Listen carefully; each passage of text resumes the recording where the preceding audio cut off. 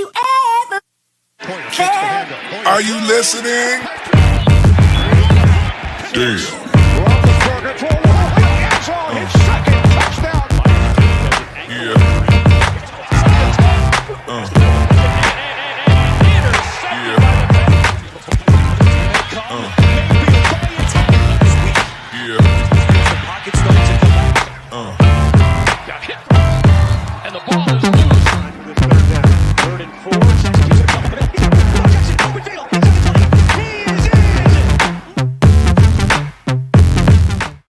Welcome to another edition of the AFC North Talk here. But everybody, you see the four of us together as the division is who knows? Who knows? It's great right now. It's fantastic. As a Steeler fan, I'll say I really like the direction this division is headed in. Big fan. It was a week. It was a week, right? I mean, it was a good week for some of us. Yeah. It was a good. I like having my face up here near the logo again. You know, these seats are much better than them seats that I was sitting in for the last couple of weeks. I like this chair. This chair, look, this chair got some swivel in it. I like it. All right. let's go right ahead. We're gonna talk about Bengals Niners, a game that looked out of hand in the fourth quarter, but the Bengals brought it back, forced overtime, only to fall a little short over there in overtime. Ace, what do you saw in this game? I mean, I think I talked about it on the preview show, right? I talked about this being a game that could go either way, and I talked about the things that the Bengals had to do in order to come out of this one with a victory. They couldn't start off slow. They had to try to concentrate on defending that run. They shouldn't run into that run defense of the 49ers. And apparently, they just decided to do all of that in this game. But what I really take away from this game, there's a lot to really unpack in this one, right? Because the Bengals in this game, for the most part, came out flat. But they still had a chance, right? Because they ended up kicking off to the 49ers. The defense came out like they normally do and held up their end of the bargain. Were extremely solid. And at one point before the half, it was, I believe, 10-6. The Bengals end up getting a field goal and doing some things there. Zach starts to get a little conservative. But I wasn't mad at it because I'm like, all right, we still have a chance to come out after the half and, try to get a touchdown. And then they end up, essentially fumbling and turning the ball over. And Darius Phillips just had a nightmare of a game from a punt return standpoint. He muffed 2 fumbles. I mean, it was just crazy. There were other guys that fumbled as well. We just happened to recover them. I think it was about 5 in total. But then he ends up muffing a fumble right in front of pretty much our doorstep, right in the red zone, right? And the Bengals defense makes a stand again. And then the dreaded taunting penalty ends up being called after Von Bell runs by I believe it was a 49ers offensive player. And from what DJ Reader is saying, apparently he said, "You almost hit me." And apparently they threw a flag for that. And so that ended up being huge because it ends up leading to a 49ers touchdown, right? So then you're up 17-6. This is where Zach Taylor kind of lost me. When we come out in the second half, after the run game clearly wasn't working and they were able to do some things through the air, he just stuck with the run game. And for me, it was confusing because these are the 49ers. They're a team that runs the ball. Not only are you trying to come back against this team from down 2 touchdowns, they're also you're also battling against the clock. So his whole kind of approach to the second half, I was kind of shaking my head and kind of scratching my head. And I'm like, all right, we only scored 6 points in the first half. Are we really just going to keep running the ball? And essentially that continued in the third, and he was extremely conservative. He kept punting and doing things of that nature. And at this point, I'm like, luckily the defense is playing well enough that it's still only 17-6. Like, we're still in this game. We still have a chance. And then in the fourth quarter, Joe Burrow just decides to turn it on, and he starts playing like the Joe Burrow that we drafted him for. Just really had a couple of masterful drives there. And you're getting to a point where you're like, okay, this game is tied up 2020. We're good, right?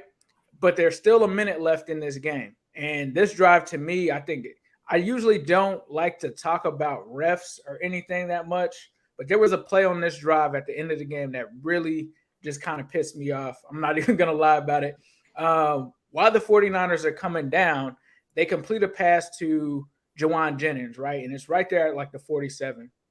For me, when I watched it live, I'm like, that's a fumble. Like he ends up, they called it an incomplete, but he ends up making the catch. He tucks it away. Von Bell punches it out, falls on the ground, and it's there at the 47. And I'm like, that's a fumble.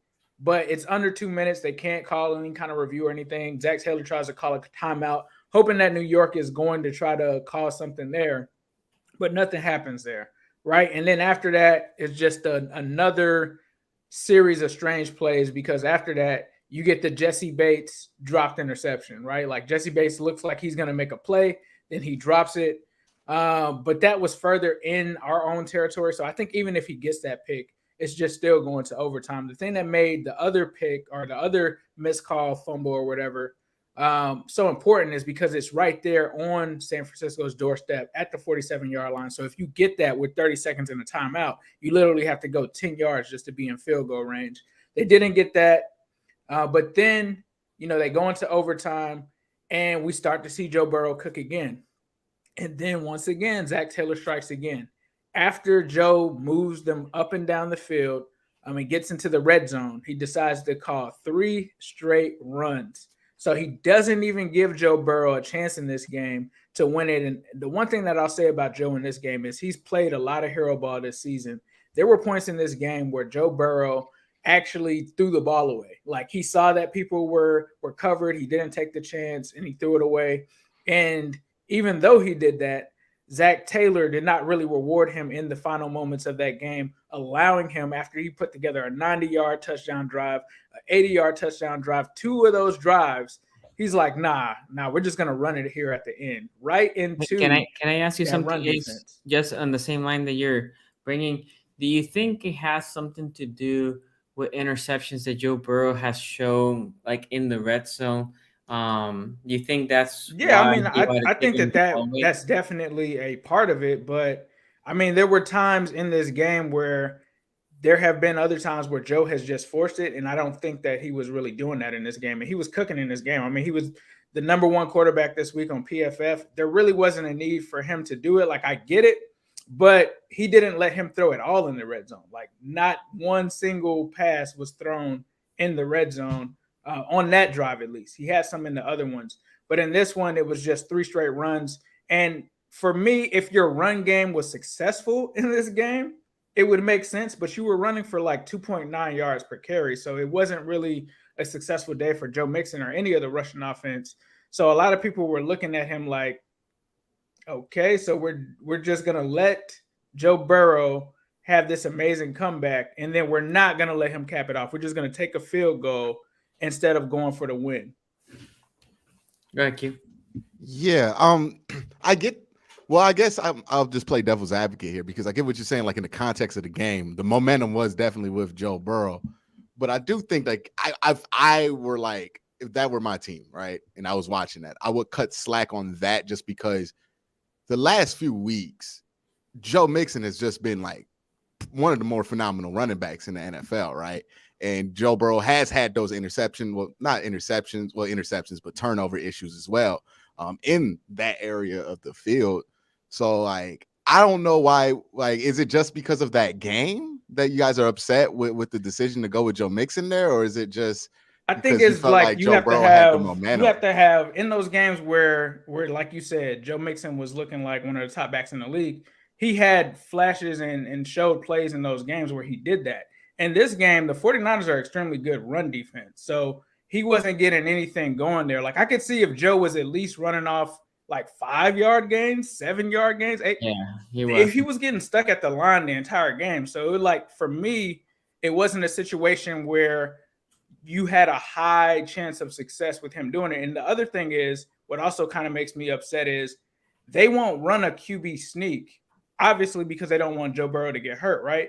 But that kind of makes them predictable on 3rd and short, because teams can just kind of automatically fill that line there and know that they're not going to go for it on a 4th and 1, or he'll take a field goal in that situation rather than run it, because he just knows that they can't use the quarterback sneak. So teams kind of key in on that. The 49ers just did an excellent job against the run the entire game. I don't think Joe Mixon had his longest run might have been 5 or 6 yards the entire game. There weren't any runs that he really broke out. So a lot of Bengals fans were upset, not only because of that, but remember, I also talked about coming into the game, the 49ers had injuries at the corner position. 2 of their corners were out of this game. So if this was a game that you wanted to take advantage of something, the passing game was where it was. And even though Joe Burrow threw for 300 yards or whatever, right, there's still a lot of Bengals fans feeling like we should have thrown it more just because they didn't step on or take advantage of that. Like, coming into this game, if you have your 2 starting corners out, you're going to assume that another team is going to try to pass the ball.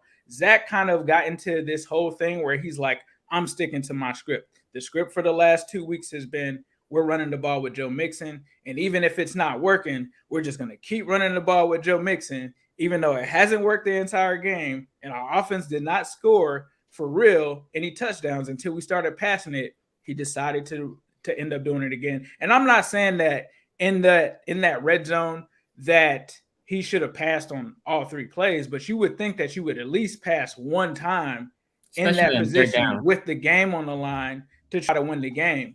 And Are we talking about the last series in overtime?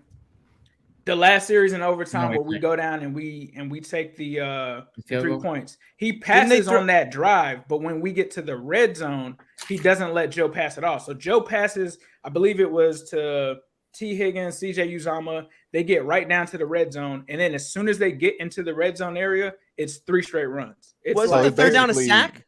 Wasn't the third down a sack? The drive chart says sack. I mean, obviously it could be wrong. Wasn't the third down a sack? The third down on when we took the field goal? Yeah. Because I think that series goes run, pass, but the third down was a sack. Okay. That was well, I mean, that would make sense to what Ace is saying, where you'd be predictable on third down. Yeah. My thing is, like, I think Zach Taylor probably just took the bet that, like, it's Jimmy Garoppolo on the other side. Like, I don't feel like he did. He got super conservative. He wanted to trust the defense and things like that. Yeah. And that's where, it's not just on Zach, because I'm going to say some stuff about Zach, but Darius Phillips, there was a missed field goal attempt, all of that. Then we just could not stop George Kittle. And I talked about that coming into the game as well. I thought that Kittle could be a factor, especially with the injuries. They could just not stop George Kittle whatsoever. And they end up losing this one. And it's a tough loss just because they cannot stop turning the ball over. They cannot stop being predictable on offense. And they have been too slow to answer the bell in these games offensively. And it's literally at a point now where I'm not going to say that they're just handing teams wins, but there were just moments in that game where it's like Jimmy Garoppolo had like 70 yards in the first half, but they still had a bunch of touchdowns literally because of turnovers and things of that nature. So it was a bad loss. It definitely hurt, especially after you watched the Baltimore Ravens lose earlier and you have this opportunity to try to take the number 1 spot.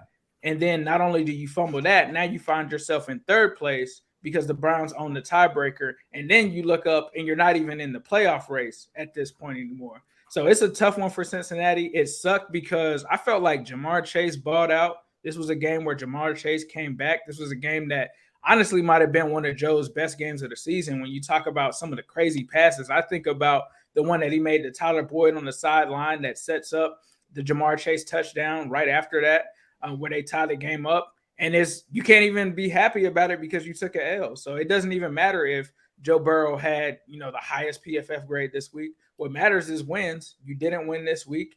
And unfortunately, it was a major loss because you got a tough road ahead.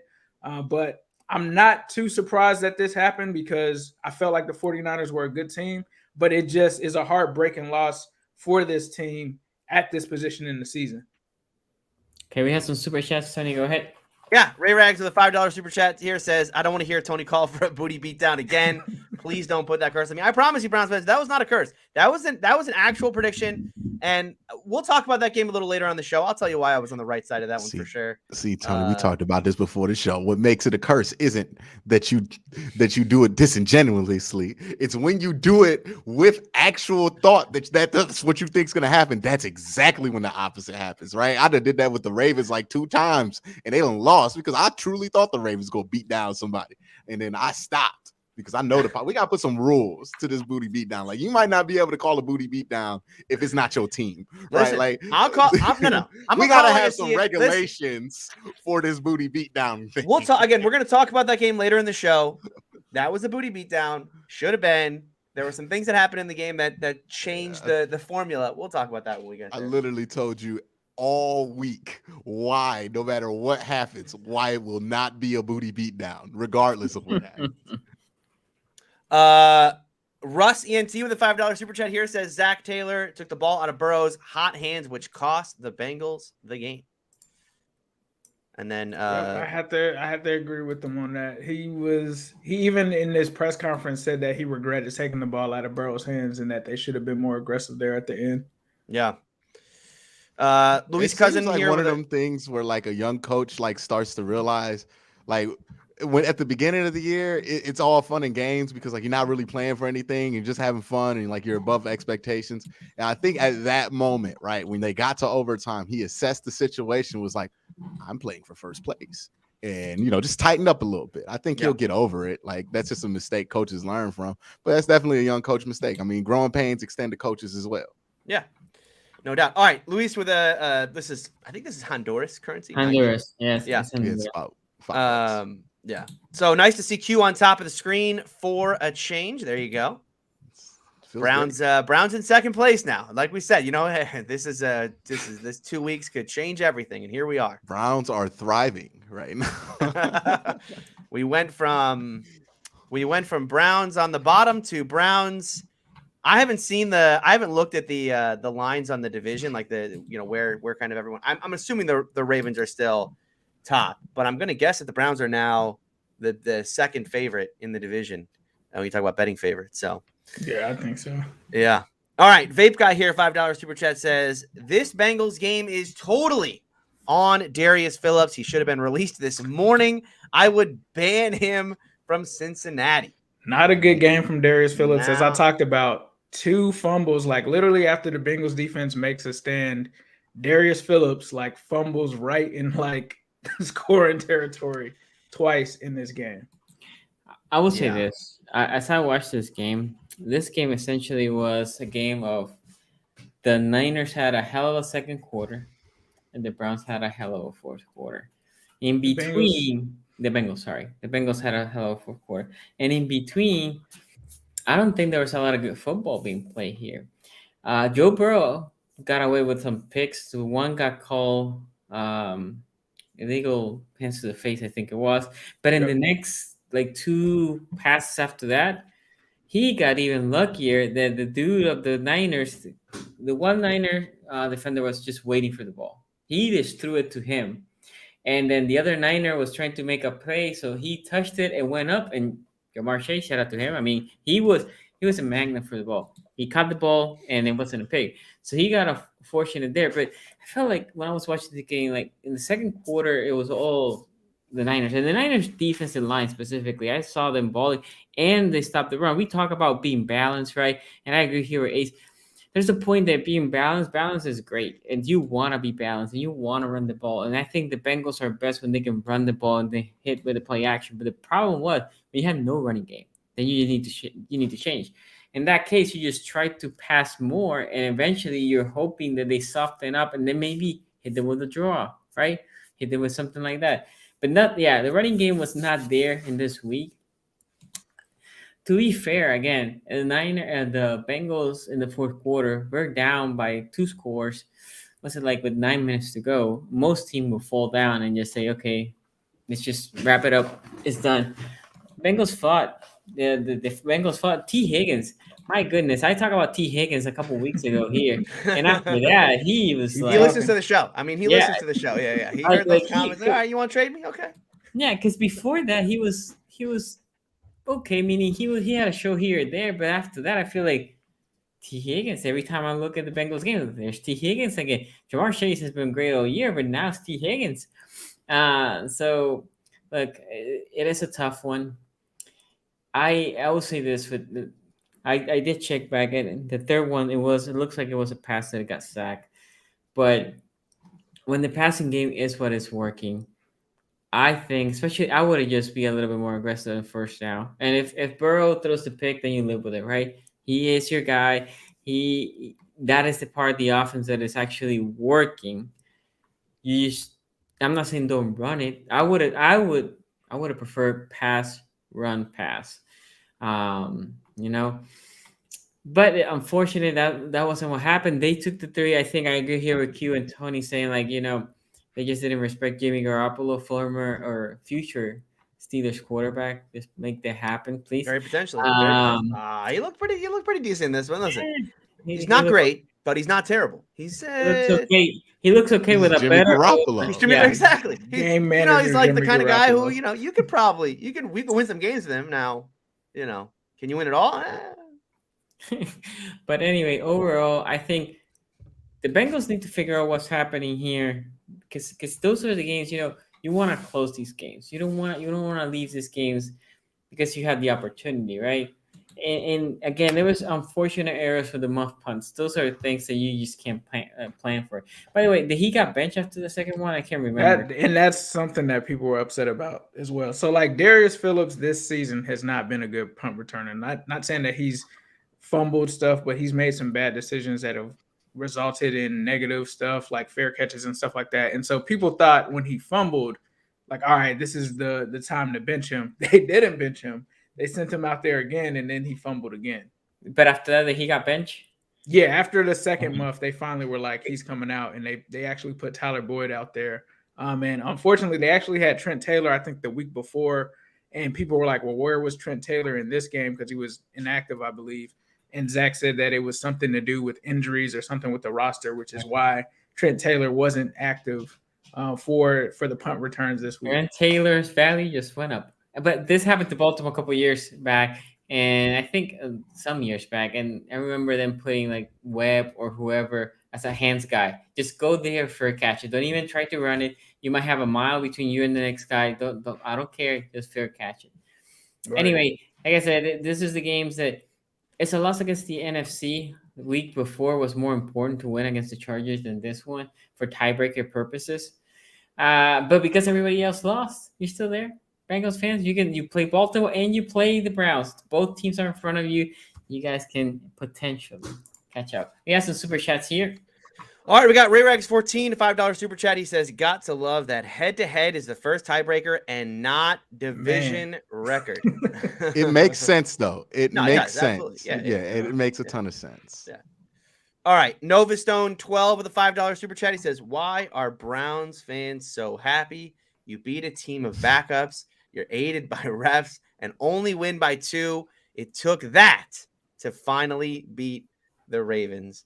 Nova Stone, you said this in my chat, and I told you exactly. We well past the point of caring about how we get these wins. I don't care. Like, yeah, did we almost embarrass ourselves? Absolutely. But this team has embarrassed themselves multiple times this year. Ain't like nothing new. Nah, man. You should be embarrassed that you let Baker Mayfield beat you in any circumstance the way y'all talk about him. So, hey, take the L. Take the L. Just take the L, Nova. Just take the L. I don't know why you are so dedicated to not taking this L. Like, what I mean? This is like when the Steelers try to tell us, oh, you beat our backups by 2. How did that one work out for y'all, Tony?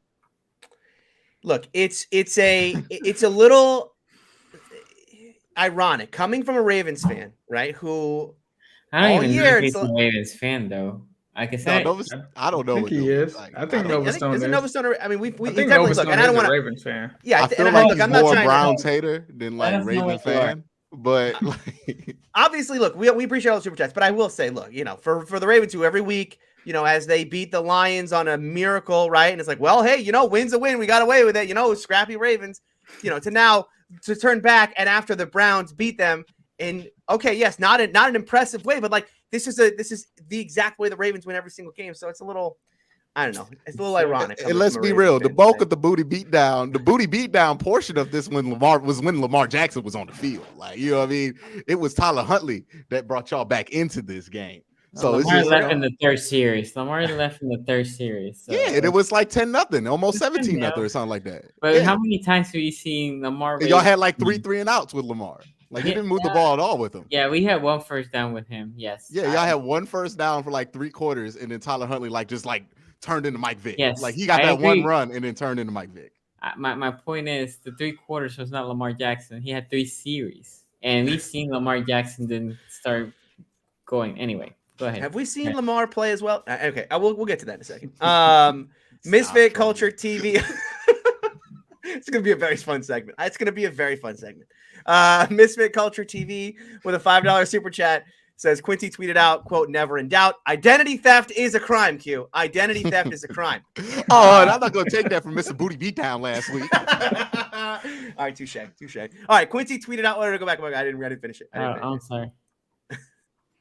There you go. Quincy tweeted out, quote, "Never in doubt after the Browns game, but watching that live stream, my man's was sweating that last minute 30." Yeah, I mean, after they got the onside kick, who wasn't sweating that out? Holy cow. No, I thought they blew it. I thought they legit blew it. I was like, oh, we embarrassed ourselves again against the Ravens. Again, like here's the thing. Everybody was telling me, oh man, Q, congratulations on beating the Ravens. I have watched this team have a 20-point lead in halftime and lose the game before, and then turn around the next time they played the Ravens on national TV on Monday Night Football. These both happened the same year, and then lost the game on a game-winning field goal attempt that got blocked and ran back by some dude.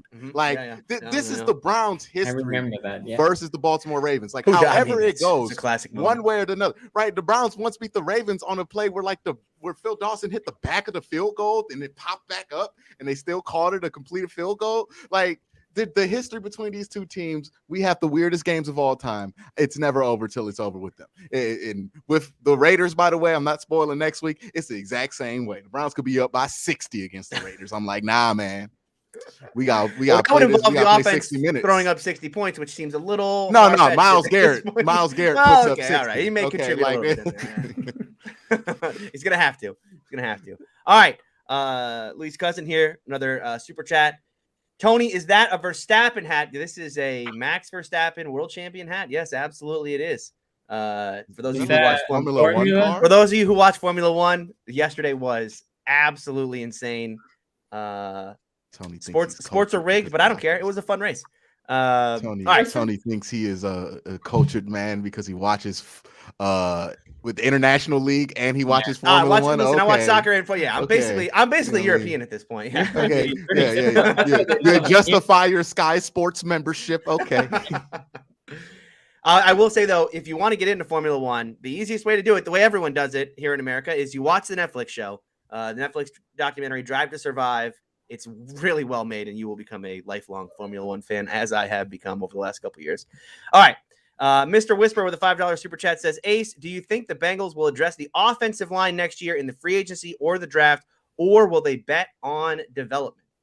That's a great question, and he is asking that because Nick Bosa ran wild in that game. The Bengals ended up giving up 5 sacks. Riley Reif did end up, I think, exiting that game with the injury. I think he re-aggravated the ankle injury, and that brought in Isaiah Prince, who I talked about last week. Not that good. Will they address it in the draft or free agency? I think it's likely that it'll mostly be in the draft from that standpoint. They still have Deontay Smith. They still have my guy Jackson Carman. So there may be some development there. I actually want to see Deontay Smith, but he's had some injuries. So I think it's between the draft and maybe some development, maybe a little bit of mix of both. All right, Misfit Culture TV, $5 super chat says, Ace, that 49ers Bengals game was crazy to watch. Heartbreaker, my guy. It was even crazier for me, my guy. I think I'd rather have gotten blown out than to suffer a close defeat like that. That was just kind of a heartbreaker for sure. See, let's hold on for the super chats for a second, because I just want to say something about this game real quick. I know Bengals fans are coming out of this game and they're very, very disappointed with the loss. But I do think that, and I understand we're in a results-oriented business, and so this is a wins and losses thing, right? I mean, if you play really well and lose every game, right? 0-16 is still 0-16, no matter how well you played in all 16 games. No matter how scrappy. Yeah, exactly. No matter how scrappy you were. But I have to say, for a team this young, with a young guy in Joe Burrow and Jamar Chase, and even a young coach in Zach Taylor, I come away from this game from the Bengals more impressed than I have in any other game this year. And look, I watched this Bengals team beat the crap out of my Steelers 2 weeks ago. But that was a game where the Steelers died. I mean, the Steelers just laid down and let the Bengals have whatever they wanted in that game. They no-showed, right? So, yes, that was an impressive victory score-wise, but, like, it wasn't like the Bengals had to go out there and try real hard to do it. The Steelers just basically no-showed that one. This one, I thought, the heart that they showed at the end of this game, specifically Jamar Chase and Joe Burrow. And we can talk about everything outside of that fourth quarter, but those two drives, specifically the ad-lib that Joe Burrow had with Jamar Chase.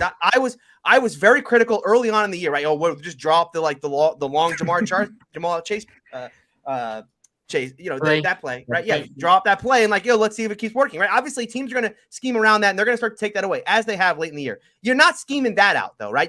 There's nothing defenses are going to do if those two can ad-lib and they can go out of structure and have those kind of plays. That's something you can't plan for as a defense, right? That's what the greats do. And I think coming out of this game, look, okay, the Bengals defense was tired in overtime. They gave up a late touchdown. They lose this football game in a year where, boy, they really feels like they could win the division. But understand, this is just the beginning. And I think we all watched Joe Burrow in this football game in particular. I mean, I certainly did, and said, there's no doubts anymore. I mean, I dropped all doubts I had. Yes, he throws too many interceptions. He has problems in the pocket. But my goodness, this kid is going to be very, very good for probably a really, really long time, barring any kind of injury. So, look, I understand we're in a results-oriented business, and the loss feels bad. But I think Bengals fans should just know, win or lose this year, however this year plays out, they got a good one. In fact, they got a couple good ones there in Jamar Chase and Joe Burrow, and that's going to mean a lot of success probably for the next 10, 15 years.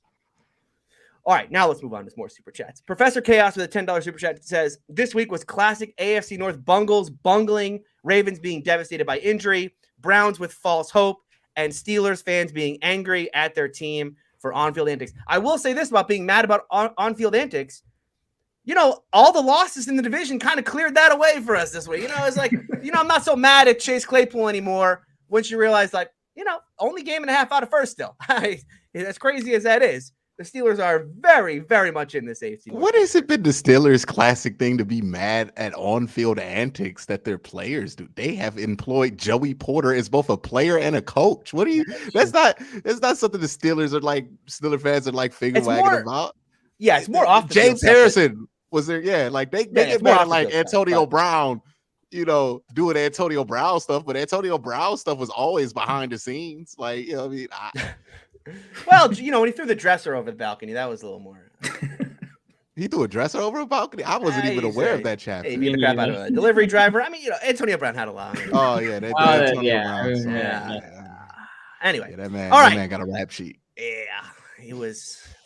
All right. Tyler with a $2 super chat here says, new Lamar Jackson ankle breaker guest starring JOK. Oh, that's not nice. And then Mark here with a $5 super chat says JOK equals money. That is all. He's still good. He's still good. On that play where Lamar unfortunately got his ankles hurt, one of the things I was watching is he shook JOK, but JOK's hips are so fluid that he just stuck with him and was able to get a hand. I was just like, man, JOK. It's the only guy I've ever seen be able to kind of mirror Lamar Jackson's hips. Now, again, it's not like the full Lamar Jackson. He's still kind of injured, but it was something to behold. JOK is going to be really good. All right. Ray Rags 14, another $5 super chat here says, first illegal gambling, now identity theft. Don't talk about crimes. Tony and Q barely dodged jail last week. I don't know what you're talking about. I don't know what you're talking about either. Noah Stone 12 with a $2 super chat says, doesn't matter who wins the division, y'all losing to the Patriots and or Bucks, which going to the Super Bowl. I would say, look, we lose to the Bucks. Somebody's going to the So Super you're Bowl telling me we're winning the AFC? I would say no. No one from this division is likely going to win a playoff game this year unless they play each other. Unless two teams make it and they play each other, then I would guarantee a win. Yeah. The way this is setting up, it's setting up for a Browns-Bengals playoff game, I feel like. Oh, my goodness. Will this podcast survive? No, and the Browns might be in the same role that the Steelers were in. We're we are kind of playing them twice again. Yeah. But who knows? Who knows, man? We shall see. I mean, look, and we're just talking about the AFC as a whole for a second here. I mean, I think the Patriots are very good, but the Chiefs. They're back. They're back. Yeah, they're back. They're going to get that one seed by the end of the year. They're going to be. As do the Steelers. Man. Just chalk that one up as a If it makes you feel any better, like the two teams that played them before they got good, we still went 1-1 against them. Like it's not like we swept them, you know what I mean? Yeah. But yeah, y'all getting them. Oh my God, y'all getting them. Their defense is back. Their offense is back. Yeah, it's a wrap. All right. Hippie Profit here with a $2 super chat says, we see how we've grown. Sky's the limit, Cincinnati. I mean, it's the future is bright. We got one of these today. All right. Luke Walter, $5 super chat says, I personally think the Okay, Ravens this is a should troll. trade Lamar to the Steelers and build around Tyler Huntley. I agree with that. Look, there's been a lot. We talked about this offline today. We had a group thread going today talking about all the Ravens fans saying that the Ravens should not extend Lamar Jackson. I agree with them. I think. Listen. Yeah, don't do it. They might cut. You know. Sonny always talks about cutting guys outright. Just cut them outright after a bad game or after bad performances or a series of bad performances. Listen. Lamar Jackson has been bad for a while now. Embarrassed himself against a 39-year-old Ben Roethlisberger. I mean, my goodness. Imagine losing to a gimpy Ben Roethlisberger. Woo! Well, if you gotta cut him. You gotta cut him outright. I think. If you compare what Tyler Huntley did versus the same Browns defense this week versus the 4 interceptions that Lamar threw in that full game at home, you know what I mean? Like there might be an yeah, please get rid of Lamar Jackson. The Browns will sign him and give you Baker Mayfield. We will toss Baker Mayfield to the side, boy. Like, oh yeah, what you want, Lamar? Come here. We will do that. You have no Baker. hesitation. You would send Baker to Mike here, Tomlin right? wants 2 things out of a quarterback. We would send Baker to anybody. We were like, okay, who want this? We just put it out in front of the lawn right there. Okay, we got Lamar. Okay, yeah. Who want this old couch? You know what I mean? It's still good. It's got some sturdy foundation. Mike Tomlin wants 2 things out of a quarterback. He wants athleticism and he wants him to be a veteran. So why is he starting bench? What? I'm sorry. I usually don't call out comments that aren't super chats, but somebody saying Urban Meyer is the change that Baltimore needs must be trolling. I agree. It has to be cut Lamar and then get Urban Meyer as your bring head in coach. Urban Meyer. These are great moves for the organization. Listen, by the way, are you a winner? Are we not convinced? Are we not convinced that John and Jim Harbaugh just have switched places the last 2 weeks? Oh, that's right. Cause I feel like the Harbaugh brothers has pulled a switcheroo right here for the last couple of weeks, and that's the only thing that explains anything, right? How did Michigan beat Ohio State and win the Big Ten championship without blowing it? That's John Harbaugh. That's not Jim Harbaugh at Michigan right now. Like he owed him a favor. Watch Michigan win it all, Q. Watch Michigan win it all. There's no way. There is absolute zero chance that happens, that they win it all. There is no way. Okay, go ahead. I would bet on Cincinnati winning it all before I would bet on Michigan. And I'm not trolling. Like I'm dead ass serious about that. Vape Guy with a $5 super chat says, it's nice to know the Bengals did well, Tony, since you think that how about we trade your team Darius Phillips for Chase Claypool? That seems like a fair trade. I mean, I don't think you could trade Darius Phillips right now for any of the Coca-Cola products that they recalled this week. Does he still play outside corner at all, or is he strictly a return man now? He's strictly a return man. They don't Really? like this staff does not like him as a corner whatsoever. And so they let him play special teams, and now he doesn't have that job. So I'm not sure how long he will last on this roster. I love it when people suggest that you trade somebody that like the reason you want to trade him is because he's terrible. And it's like, what do you think someone want this guy? If you think he's terrible, people are like, oh, I'm tired of watching this guy play. Trade him. Trade him. Yeah, I always say. You got to get some value back. All right, Luis here with another $2 super chat says, Sonny, will the Ravens make the playoffs? This is what I'm gonna say about this. Maybe by default. But I don't know. I mean, I think the Ravens, it's crazy because they're 8 wins and they're not even healthy. I wonder what this team would have been. But if they had any health, Colin Coward was a year off. He was a year off. Think about it. Coward. Okay. He said they were going to go undefeated. He was just a year. They would have gone undefeated this year. I forgot about that. Yeah. Oh my goodness, I forgot about Raven fans before last year. Y'all was talking about undefeated. I remember Joe Nobu had to shave his hair. Oh my goodness, I forgot about how y'all. Yeah, remember he was like, if the Ravens lose a game, I'm shaving my head. And like by week 4, he had to shave his head. I was like, damn, man, they even no one predicts regression for their team, right? It's not like you go, all right, well, we were 14-2 this year. They had next 2 year games. 12-4. You know what I mean? That's They could have been like 15-1. You know what I mean? Like they could have said, "Hey man, things happen. We're gonna go 14-2 again and win everything." Like you could. There's no shame in picking 14-2 again. Actually, yeah, Sonny, you're right. I think you did predict like 13 and 3 or 12 before that year. Sonny wasn't all the juice like as much. 14. It's been like 14-2, like 3 year or 13 or 14 wins predicted by them like 3 years in a row. Yeah, Look, it's a guarantee that in the AFC North, there's going to be one team that vastly overestimates their win total in the offseason. This year, everyone in the division overestimated. Nick Nasty, $2. No. The Bengals are Actually, no, about yeah, where that's true. Yeah, Bengals, the Bengals are fine. Bengals are about where everybody thought they were. I think it was 8 or 9 games is where I was at, and unfortunately, I don't know if 8 or 9 gets you in. I think it has to be 10, right? Yeah, I don't know what Sonny predicted for the 10 Ravens, will win you the division outright. 10 will win you the division outright. I predicted for both Ravens and Browns 11-5.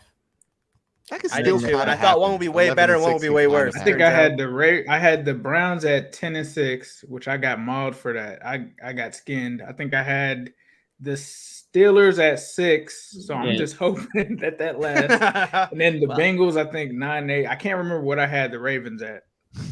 I remember when I had the Steelers at 6 last year, and they got past that in week 6. And then it took us. It took us a while. It took us to week 7. It took all of 7. Well, actually, I thought the way that it was weeks going, I'm like, I'm gonna be eating crow on this. Like, especially when the dominoes were falling at the beginning of the season, like no Russell Wilson. I'm like, they're making it out. Yeah. All right. Nick Nasty here, $2 super chat says JOK is better than Lamar Jackson. Okay, we'll How do you even make that here for a moment, and then We'll we'll go with Q. Q hasn't talked about the Bengals game. Q, what do you thought about this game?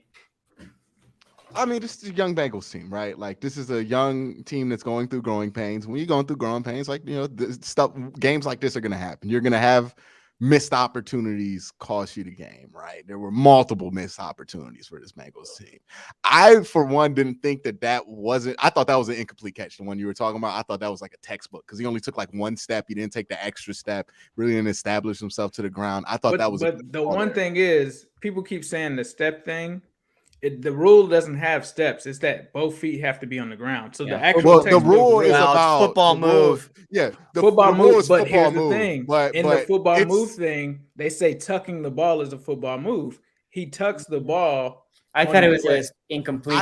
I thought it was easy incompletion. I don't think his momentum carried like forward enough to say that he was going towards another play. Like if it's going to be a judgment call, people are going to feel how they want to feel about that call. But honestly, like looking at it in the essence of that rule, I felt like that wasn't a catch and fumble. Like I felt like that's an incompletion. That's when I first saw it. You have to, especially when I saw it in real time. You know what I mean? Because that's how they have to call it is in real time. In real time when I saw it did not look. It looked good, but when they put that shot, when he is grabbing the ball and putting it and going down, and the ball hits the ground first, right? And if it hits the ground, but he has to secure, it's fine. But as soon as he hits the ground, are you talking about the chase play, or are you talking? I'm not talking about the chase. No. We're talking about the play where one of the I think it was 16. The chase play was an incomplete for sure. Yeah, he almost dropped where it looked like it could have been like a strip fumble or whatever, but they ruled it an incomplete pass instead of it being a fumble. And that's not reviewable. Yeah. It's reviewable under but 2 they minutes. didn't look at it at all. It's reviewable. They did, and they confirmed it or something like that. They did not. They look at everything under 2 minutes. They didn't. They didn't stop the game for it. They looked at it during they played the replay, and they said, "Yeah, that's what it is." And then Zach Taylor tried to call a timeout. Yeah, without going under the hood, right? Yeah, they don't. New York looks at it under 2 minutes, right? Like it's one of those things. So and that's where I was like, Zach Taylor's a young coach. Like once you don't get that call, you can't take that timeout too. Like he took the timeout there. I felt like that was a little bit of a mistake. I don't think that ended up biting him, but it could have. And again, just a lot of mistakes ended up costing the game. There was the Jesse Bates, with Jimmy Garoppolo tried to give this game up a couple of times and threw that right into Jesse Bates' chest. That would have probably ended the game right there. Unfortunately. It was tied. It was tied at that point. It was still. I thought he threw pick 6 right there. Like I thought he threw a pick 6. Like Jesse Bates had the momentum going the other way. Like and the 49ers notoriously run heavy packages out there. And one of the downfalls I noticed from watching Baker Mayfield in a lot of heavy packages, when you have them heavy packages and you throw an interception, those returns can go forever. because you don't have a bunch of athletes on the field, right? There's not Hollywood Brown chasing you down or anything like that. But yeah, and Jimmy Garoppolo ain't tackling nobody. Debo Samuel, well, he might have been on the other side of the field. They probably had him do some decoy stuff. However, you know, I'm not even gonna get started on there because I'm gonna start talking about the Browns offense, and I don't even want to do that right now. But, yeah, it's just some missed opportunities. I know moral victories really aren't a thing for the Bengals right now, but I think there is something to take away from how Joe Burrow played in that fourth quarter, right? Like the main thing I'm gonna talk about when the Browns, right? The main thing I hate about this Browns offense is when we just need one score to put the damn game away. We just need that one play, that one drive. We cannot get it. The Bengals don't have that problem. And not having that problem means so much for you going forward, right? Like Joe Burrow, they needed him back against the wall, regardless of how he played for this whole game, came up, stepped up, made the plays that needed to be made. And he's done that, you know, a couple of times this year. I think a couple of times in the last few weeks, right? He came back against the Chargers, even though it was in a loss, he still kind of bowled up there, made those plays. And that's like that's kind of like the opposite of the Kirk Cousins thing, right? Where I'm like, it really doesn't matter what Kirk Cousins does throughout the course of the game, because at some point Kirk Cousins is going to cost you the game. It's kind of the opposite with Joe Burrow, where it's like, hey, Joe can make those mistakes, but Joe might be the reason that you're losing in the game, but he's also going to be the reason you come back in the game. And that's a good place to be at. And he's a young quarterback. I don't think he's going to throw this many interceptions in his future. So he's going to be fine. But yeah, I mean, this is just one of those games. It's a close game. Just kind of lost. I don't think there's anything to be super, like the two muff punts. There was two, right? Because I know there was one at the beginning of the game. And then there was one that I think it cost them like 10 points total, the two muff punts, because they got 3 and 7 on them. Yeah, Darius Phillips, like, I don't know how he got back on the field after the one muff punt, to be honest with you. One's enough, especially if it costs us points. Then we're going to talk about the Browns. The Browns, Demetric Felton had like 2 muff punts, but he didn't lose them, and he ain't never going to return another punt again. But yeah, you know, that's a rough way to lose. But I think if you're a Bengal fan, there's more on the sunset to look at than just the loss there. I mean, it's not a moral victory by any means, because I feel like y'all going to take that as an insult, and I'm going to get killed in the comment section for giving y'all a moral victory. Y'all going to think I'm trolling or something. So it's not a moral victory, but it is there are things in that loss that, you know, you can build on, which is a good thing, right? Not every loss you have anything you can build on, and those are the losses that really stink. Yeah. I mean, I think it. First of all, a couple things. Number one, listening to you guys all debate the catch rule as a Steeler fan, I found some sick enjoyment in that. And two, we'll go as far to say like moral victory. Like watching Joe Burrow and Jamar Chase play that well out of structure is something that, you know, again, you put the Herm Edwards line, right? We can build on this. I understand that the Bengals have high hopes for this season in particular, but looking beyond that, I mean, it reminds me, and I know I'm going to sound like, you know, the spoiled Steeler fan here, but right, it reminds me of this Ben's rookie year, right? The Steelers went 15-1 that year. You know, yes, Steeler fans were devastated that team got bounced early in the playoffs. They didn't, you know, they should have lost in the divisional round if that Jets kicker can make a field goal. And then they did lose. They got embarrassed by the Patriots in the AFC Championship game, right? And that felt bad, but you knew after that season, like, Ben's our dude. Like, yeah. So, all right. Did he ever end up revenging that loss in the playoffs? Did the Steelers ever beat the Patriots in the playoffs? Did Ben ever beat the Patriots in the playoffs? Negative. They beat them that year. The crazy thing about that year is they actually beat in back-to-back weeks the Eagles and Patriots, who were both undefeated. And this is when the Patriots, I don't know if you guys remember this, the Patriots were on a 23-game regular season winning streak. They had won 23 regular season games in a row. Wow. And the Steelers were the team. Yeah. Oh, was this 08? That was 04. No, this is 04. Oh, this is that first Ben's rookie year. It's Ben's rookie year. That's what I'm saying. Yeah. So, I mean, that's what I'm saying. Like, this is that first Tom Brady run. The one where like, Tom Brady's actually good. Yeah. All right. Novastone 12 with a $2 super chat says, GOAT is waiting to put Mahomes back in his place. Wait, Novastone, and you don't have to put a super chat in for this. Are you a Bucks fan? I think Novastone might be a Bucks fan. Because of Brady? I guess so. He might have multiple teams. He might have multiple teams. Tristan with a $5 super chat, like a backup team. Or he might be talking about Tyler Heineke. Oh, well, yeah, you're right, Q. Welcome. By the way, first of all, welcome to the bandwagon.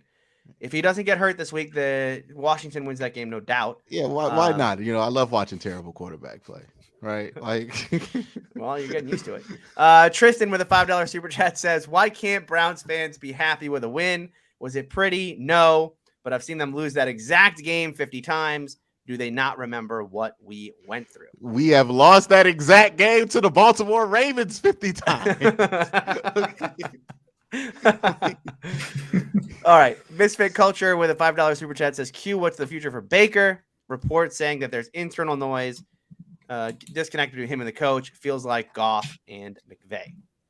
I mean, you can see what the obvious disconnect is between the two. One wants to be aggressive down the stretch, and the other one refuses to be aggressive. And they need to look, this cannot be what another Odell situation where like they just refuse to meet in the middle, right? Like they just let that Odell situation simmer till it got to a point to where it became unattainable for Odell, and then he exploded, right? And the whole thing with his dad comes out, I'm not getting the ball, all this stuff, he gets cut. You cannot allow this again to become that. And honestly, Baker is a little right. Now, is Baker the guy to deliver that message? No, because he hasn't played well enough to deliver that message, right? But yeah, they should be more aggressive down the stretch. They should like try to put teams away. And, you know, they don't. But part of that might be because of how Baker has played. Like, it's one of those catch-22 situations where Kevin Stefanski is looking at Baker like, you want me to throw the ball down the field, but you threw an interception to Anthony Averett. Like, you know what I mean? It might be one of those things. So we'll see what happens. Baker's a naturally aggressive quarterback. He's not really like, I'm not saying this as a skill tier because we use game managers like a skill tier rating, but I'm just a style. Baker's not a game manager in that respect. He's much more of a gunslinger in his style. And that doesn't really mesh well with what Kevin Stefanski wants. Kevin Stefanski would be much more happy with a guy like Mac Jones than a Baker Mayfield or, you know, or that kind of a quarterback, right? A guy who's just going to do what you ask him to do. And not much more, not much less. And Baker wants to make plays, and he's not really supposed to in this offense, right? One of the things we talked about in 2018, I don't know if you guys remember Baker's best skill was his ability to throw on the run and improvise. That has completely disappeared from his repertoire the last few years, right? So this year might be because of the injury, though. It might be because of the injury this year. Well, it wasn't Those are the hardest throws to make. That's it what wasn't there last year, and he was playing well, right? Most of Yeah. his plays that he made were out the pocket.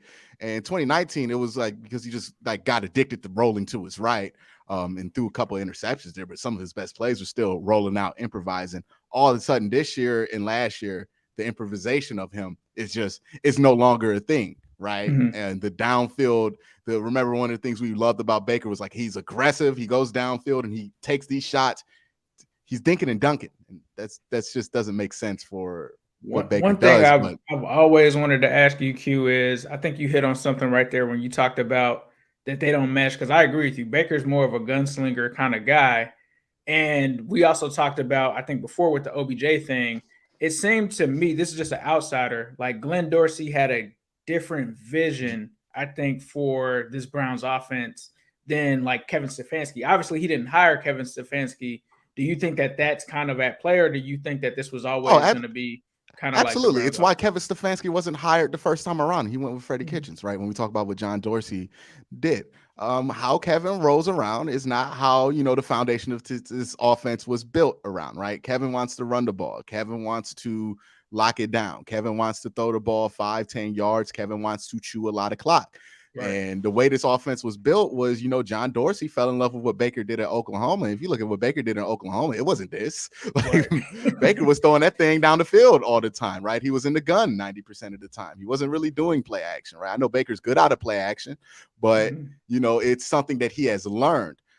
So, you know, it's one of those things where, yeah, you're bringing in somebody else's pieces. And when that piece is a quarterback who, you know, whether we like Baker Mayfield or not, Baker Mayfield's good enough to where you just can't replace him with anybody. You kind of, that's the guy that you have. It's kind of one of those things that are touchy. And then also like Odell, right? Odell had 1,000 yards his first year under Freddie Kitchens, and Jarvis Landry had 1,300, right? We know Baker can throw the ball to wide receivers. We know he can make plays to wide receivers. Just that's not what he's asked to do right now.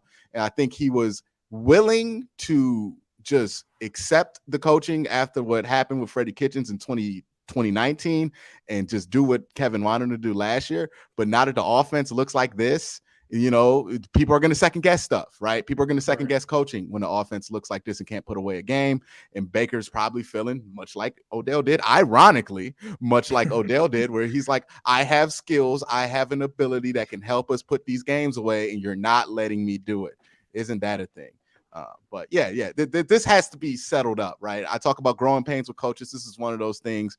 And when it comes to how Kevin runs his offense, he don't have the quarterback to run this offense like he wants to. So he's going to have to figure something out and come to a compromise with the one he has right now. And I feel like this ain't it. This compromise ain't it right now. Okay, before we keep going to Super Chat, Tony, we have to pay some bills. We do. Let's And do this that would thing. mean that I need to pull my about copy some up. ball? Yeah, we got to talk about our friends over at Manscaped. It's the holiday season, and you don't know what to get as a gift or a stocking stuffer? Well, today's sponsor, Manscaped, has the tools to guarantee you win this year's stocking stuffer or white elephant competition. Manscaped is the leader in men's below-the-waist grooming, and they have served more than 4 million men worldwide. If my math is correct, that's almost 8 million balls. Get 20% off and free shipping at manscaped.com with the code AFC North Talk. That's AFC North Talk, all one word.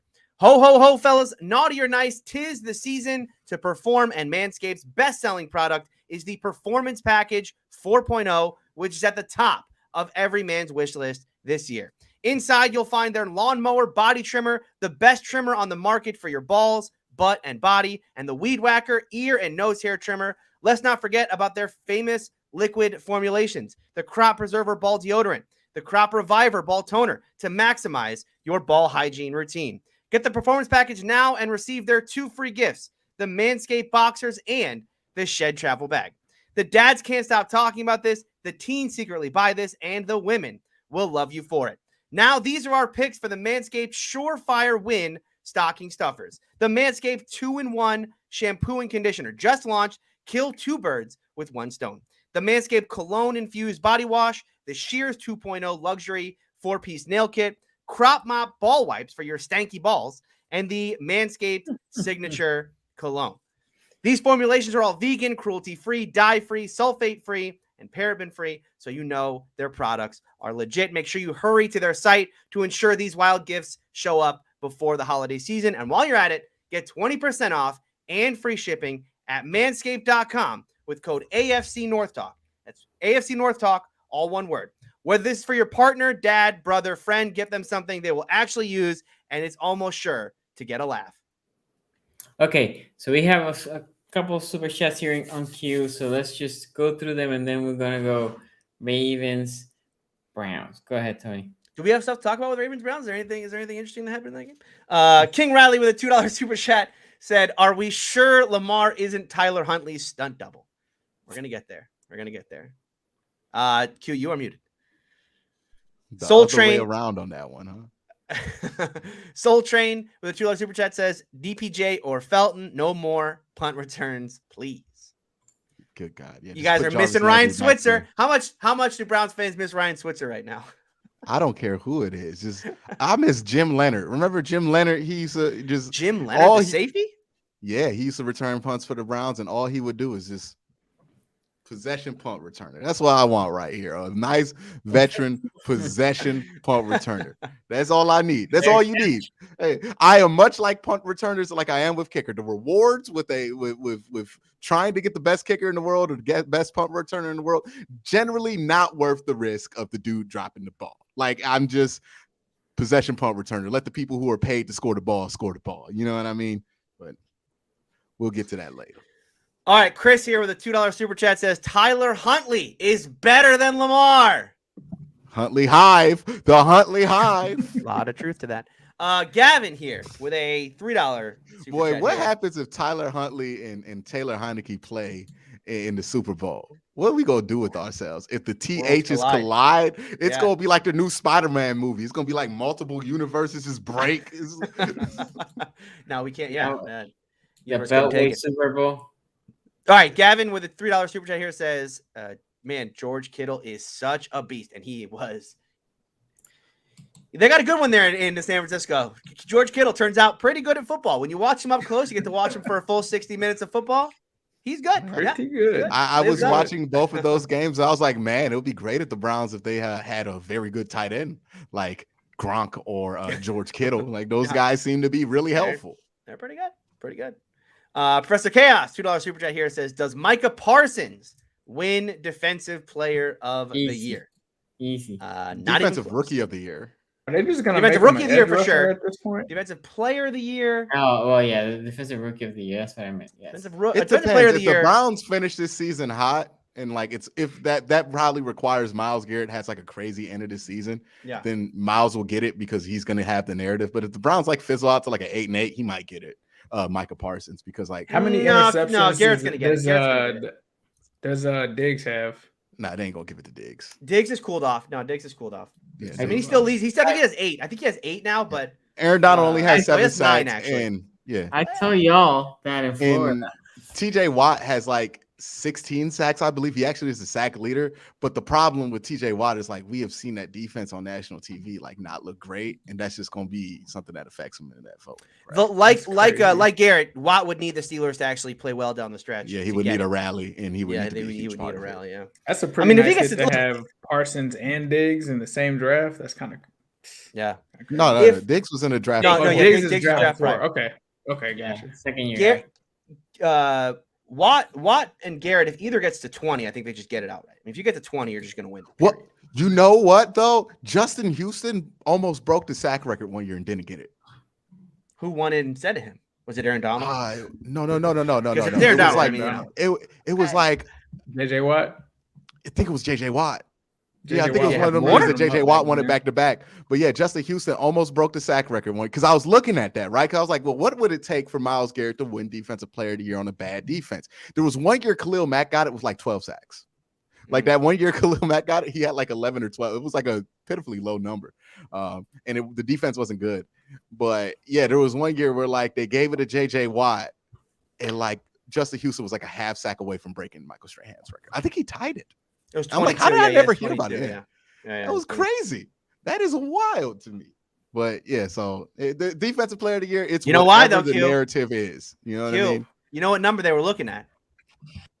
They weren't looking at tackles for sacks. loss or pressures. Yeah. Had, you're not going to convince me NFL writers in 2011 were looking at pressures. 22 sacks. That's great. But how many pressures did he have? You know what I'm saying? Yeah, he almost broke the single season sack record. But did he break the single season pressure record? That's when they really talk about. No. What's his pressure per drop back number? That's right. You know what I mean? No. What's his pass rush win rate? Right? What's the win rate? Yeah, because NFL writers were digging that deep in 2010 before Pro Football Focus was like mainstream, right? Like that was They was talking about tackles back in the day, right? Like, his guy leads the league in tackles. He's got to be good. That's probably why JJ got it, because JJ had more tackles that year. He also had more passes defense. He had an interception that year. He must have been the JJ SWAT year where he had a bunch of PBUs or something like that. Might have been the pick 6 on Dalton. Who knows? But that was wild to me because like I existed at that time, and I don't even remember there being a debate about if JJ Watt was going to get that Defensive Player of the Year. And I was like, Justin Houston almost broke the sack record, and nobody was like, yo, maybe he deserves a shot at it. No, they were like, nah. Man, I didn't even know that Justin Houston had 22. Me neither. It seems pretty good. JJ Watt was like the Chuck Norris of the NFL. Like even when he was washed up, he still was like a 95 in Madden. And we were like, what? Yeah. Hey man, this is why I say it matters what your relationship is with the media. JJ Watt had an elite relationship with the media, so every time they got a chance to award him, hey JJ, come get this award. Like, is he the only 20 sack guy to not win defensive player? Because I'm looking back through. And no. There are multiple. Like, you can get 20 sacks and not get it. With Shaq Barrett, didn't he have 20 sacks? I think so. He was close to it. I think he had like 18 and a half. What, you're talking about last year? No, they had 19 and a half. Yeah, 19 and a half in 2019. Yeah. Well, okay, the modern era, obviously, it's like, did Aaron Donald have a good year? Because like the flow chart for Defensive Player of the Year, right, is like you start with, did Aaron Donald have a good year? If yes, he's Defensive Player of the Year. Don't even bother. Who cares what everybody else did? He's having an average Aaron Donald year. Yeah, exactly. That one commercial, by the way, is so stupid where they make Aaron Donald invisible. It's like he doesn't need to be invisible to be productive. Like, that's just That's just gonna be used in a lawsuit against them the next time somebody sues them for CT if they let like Aaron Donald run around there invisible. Like that's a concussion waiting to happen. Like that's unfair. All right, Vape Guy, $2 super chat here says winning 7 games with Darius Phillips is a miracle. Wow, you guys are really going full Chase Claypool here on Darius Phillips. Like he is the sole reason. I don't think he's the sole reason why they lost this game. It's a big reason. It's a big part of it. You're doing a pie chart, like he's got a considerable amount, but all right. By the way, Justin Houston followed up 22 sacks with like 7.5 and 4 the next 2 years. Look at all that one season. Talk about a fall off. Nova Stone here, $2 super chat says Goat showed he still owns the Bills and the AFC. All right, I'm gonna go ahead and call it. Just a Brady fan. I feel like he's just a Brady fan. Maybe just a Brady fan because he traveled from New England to. This sounds like Tampa. Brady fanboy stuff. Yeah. This smells like Brady. There's another fanboy. one. Another $2 super chat here from Nova Stone says Or MVP Goat showed his increased speed drained Lamar. I don't get that tweet or super chat. I wasn't watching the Bucks game that what number closely. is Maybe that's a Huntley? deep cut. What's his number? 2. Number 2? He No, has, it's like, not him. I have no idea. Four-time MVP is Tom Brady though, right? Yeah. Yeah, but Nova, I'm just saying, like, watch out, man, because Tom Brady, he has kryptonite, and his name is Tyler Heineke. Taylor Heineke. Taylor Heineke. Also Ryan Tannehill. I called that one that year. Yeah. Where they took the Patriots out in the first round or something like that. Oh yeah, and then Mike Vrabel what did happened in the the second Bill round? Belichick to him. Who'd they play in the second round that year? The Ravens. After they the beat- Titans. The Titans. Yeah. The Ravens, right? Yeah. All right. Colson. The Ravens had to buy that, Carson. and then they had to buy. And then, like, wasn't that when like Earl Thomas got like just turned into a meme? He was never the same Sonny, again. I apologize don't think for that one. No, I love did Earl. I Earl apologize. Thomas. Sonny, Wait a minute. Yeah. Tony. I just stumbled upon something. Did Earl Thomas never play a football game again after Derrick That's Henry? it. That was his last game. Yeah, that was it. Yeah, that's the last game. That was Yeah, it. you're right, because after that, the offseason with the brother and him were Derrick playing. Henry. They're close. Him and his brother are close. All you gotta say is Earl they're really Thomas. close. They're really close. Yeah, Derrick Henry stiff-armed Earl Thomas out the league, y'all. Yeah, get an Airbnb sponsorship now. He threw that man out of M&T Bank Stadium and on his couch for the rest of his life. Oh my God, King. The Ravens are still, I think, in agreements over Earl Thomas. Really? He should get in a grievance with Derrick Henry. All right. Colton Carson, $5 super chat here says if the Bengals and Browns switch and the Bengals just came off the game versus the Ravens and Bengals fans, the Bengals fans would be acting like they're Super Bowl favorites. Because they'd be in first place and sweat the Ravens. Yeah, I'll be doing it. Look, if the Browns would have sneakily won out those 2 games, like if they would have snuck out that game where Lamar threw 4 interceptions, we played terrible and won, and then we won this game exactly in this fashion, I was going to get a chain that looked just like Sonny's chain, but instead I cross it out with Sharpie and then write Browns on it, and I was going to wear it this whole show. Yes, Bengal fans would have acted crazy if they would have sweat the Ravens. Of course, I'm acting crazy if we sweep the Ravens. And you know what? If Big Ben sweeps the Ravens as his last farewell gift to Pittsburgh, you know that Tony's going to come with a prop. He's gonna bring back a Hall of Fame prop. Since this show became a sketch comedy show, I actually have not had a prop in a while. I am due. Yeah. You're right. I am overdue for a prop. He's gonna get a golden chef hat, like in the Hall of Fame, like a Hall of Fame jacket, but a chef's hat. He's gonna come on with the Big Ben Ben Hall of golden Fame spatula. Okay. Yes. We'll see. If you get swept, you get dragged in this division. That's just what it is. You know what I mean? You know what? Nobody can get swept. You just don't want to live. Don't get that swept. life. I don't. Right? I would as a fan who's fans watched wasn't this taking team it get swept easy on the this year, Pittsburgh when they got swept, recommend it. right? Like, I don't recommend getting swept. Yeah, I would say if you can avoid getting swept, you should definitely do that. Or actually losing 3 times to that same team, including 1 time against Ryan Finley, is also equally not fun. I would say. Don't do that. All right. Terrell here, $5 super chat says this episode was therapy for me. Y'all talk positive about my Bengals, and it eased some of the pain I had. Glad we could get you through this one because again, this is not that bad for Bengals fans. Do I need to start hating? Yeah, exactly. Joe Burrow sucks. All right, Bengal fan. Can't even play defense. Professor Chaos $5 super chat here Y'all the says, Bengals. is it Miles 5 sacks away from the all-time sack leader for the Browns? That won't give you 4.5. Yeah, that Yeah, won't you're not gonna give get you DP. player of the year. I mean, it's Browns, impressive. The sack number, I don't think is going to be as relevant as like if it looks like, because the Browns have 2 national TV games coming up against the Pack. If he beats Aaron Rodgers and like it looks like Myles Garrett was a huge part of that, and then like they play well against the Raiders, yeah, it's going to be a wrap. Myles Garrett going to win Defensive Player of the Year. Again, this is a narrative-based award. They will give it like this is why J.J. Watt has so many. Like, not saying J.J. Watt's not a great player, but people vote for narratives when they come to I look forward to if Watt and Garrett are on their current trajectory at the end of the year, me and Q are going to swap arguments. As remember last year it was, well, Watt gets to play with, Bud Dupree. And No. Year, You win that argument because Myles Garrett is playing with like a loaded deck there on that defensive line. Like Clowney's been unbelievable this year, and so is Malik McDowell. And JOK has been helping whenever he blitzes as well. Like, and Troy Hill's a very good blitzer. No, this is what happens when you give Myles Garrett support. He has his best year of his career. But that ain't what they're worried about. The odds right now, I don't know if you guys have seen the Vegas odds. It's TJ Watt plus 300, Myles Garrett plus 300, Micah Parsons plus 400, Trayvon Diggs plus 1,000. How is it legal to bet on that when it's so easy for somebody to vote and then just bet, right?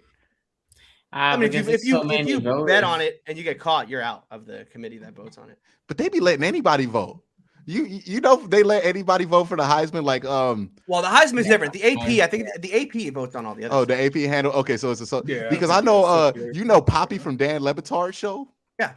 You know that man votes for the Heisman Trophy. Heisman is a joke award. Yeah. The Heisman is a joke.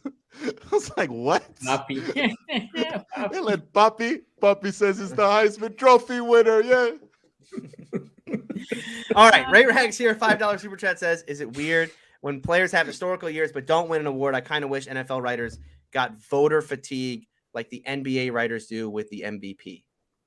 Oh, they do. That's why Aaron Donald ain't get it this year. Well, he's also just not having an Aaron Donald. He's not having an Aaron Donald. You can make the case every year for Aaron Donald. He's the best defensive player in the league. Every year, he is the best defensive player in the league. I mean, there's no doubt. But he's not, statistically speaking. He's like best defensive player on the best defense. Oh, Aaron Donald. Are they the best defense? Who's the best defense? No, the Cardinals are the best defense, right? No, I think they are talking about the Cards a lot. I'm still hating on the Cardinals, man. They got 5 games left. That's crazy. Like, wait, what's the record right now? They're like 9-2 or something, 10-2, and they play tonight. I know for a fact the second I take this L, they're gonna start losing. Let me take this L. Yeah, the Cardinals, man, I'm going to take the L. Cliff Kingsbury, I'm sorry for ever disrespecting you. I know that you were sorry with every good quarterback that you ever got in college, but apparently you learned. And look, learning curves are for coaches too. I'm sorry I did not allow you that area to grow, Cliff. Would you also like to predict a booty beatdown tonight for the Cardinals over the Rams? Oh, I'm done with that. I'm not doing that to nobody. No, I'm not doing that evil to nah. It's in there with like. I don't know if y'all noticed, I don't like to split polls. Like, I am dead set against it. I will move people physically so they don't split polls with me. I will stop in public so I don't split a poll with a stranger. That is one of them superstitions I do not play with. Booty beat down, I'm not playing with that one anymore. That is a dangerous juice to play with, all right? All right. Colton here, $2 super chat says, no record and sweep aside, just the game itself. That was because he said the Bengals fans will be acting like they won the Super Bowl. He's saying not because of swept, it's just like an isolated game is what he would. Gotcha. Well, if they would have swept them and been in first place. All games have context. I mean, come on. Context is a large reason why the Bengals are feeling so good about themselves. Well, look at this one, Tony. All right, Nova Stone, $2 super chat says Ben never beat Brady in the playoffs. Flacco is better than Ben. Cool. In the playoffs, yeah. In the playoffs, yeah. Flacco won 2 Super Bowls. Ben to a third. Well, Ben won 1. He was carried to the other. Ben won 2. Actually, he carried the Steelers to that one and then got carried. He was carried. So he kind of got them there. Like, all right, guys, I did my job. Let's not forget they beat Peyton Manning in the divisional round that year, and he had the tackle of the year on the Peyton on the Manning in the Bettis fumble. playoffs. Yeah. I mean, it's not the best. Look. All I'm gonna say is what happened last year kind of. You don't remember finger guns, by the way? You guys are maybe too young for finger guns. You don't remember finger guns, man? When you those in the AFC Championship No, game. nobody in this panel thinks Ben Roethlisberger or anything he's done has ever been endearing. Nobody other than you. That is, you're Well, the I only loved one that it. remembers I'll post charming it. Ben I'll post it in the Roethlisberger comments. moments.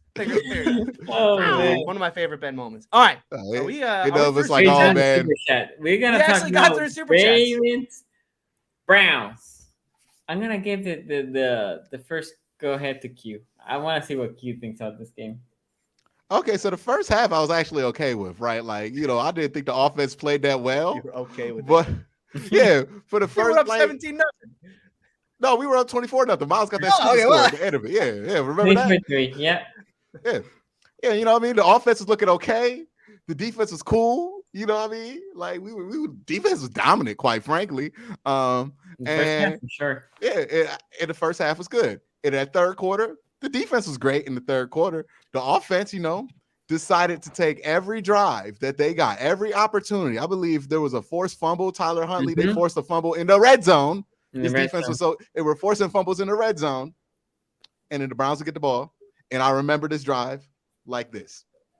It was that fumble drive, and the Browns were driving down the field, and they got to like the 30, and I remember saying on stream, this touchdown here, if they can get it, is worth more than 7 points because it's going to be a backbreaker. It's going to just put the Ravens out the game. You're going to be able to run the ball. It's going to open up things.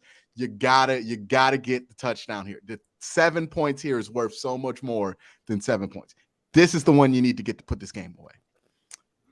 Well, they stall out. Now, they stall out for some weird reasons, right? Baker got tackled or hit on the play before, and they took Baker out because they said it was a concussion protocol thing because he had grass in his helmet, which he was clearly not happy about. I mean, Baker was It was because when he hit, trouble in paradise there. when he hit the ground and all the grass was there, he tried to stand up and he like stumbled a little bit, and he could have just he didn't have the footing.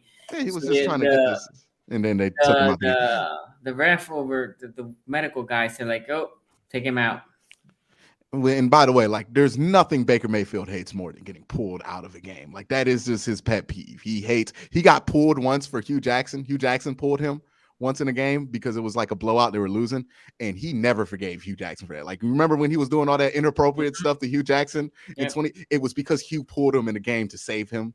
But he hates that. Like, he absolutely hates being pulled at any. And I get why, because he's a former walk-on. Like, his whole career is like taking people's jobs that got off the field.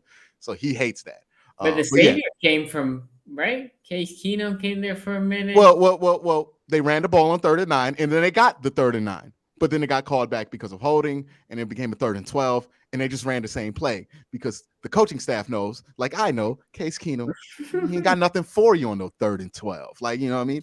But that's just what the situation. Sure, Baker wasn't just worried that he was about to get outplayed by Case Keenum. That's why Baker was in the tent. It didn't matter. He forced himself back into the game. He's yelling at everybody, "Get me back in there before this guy wins my job." Baker didn't come back on that drive. Baker didn't come back on that drive. Oh, he didn't at all?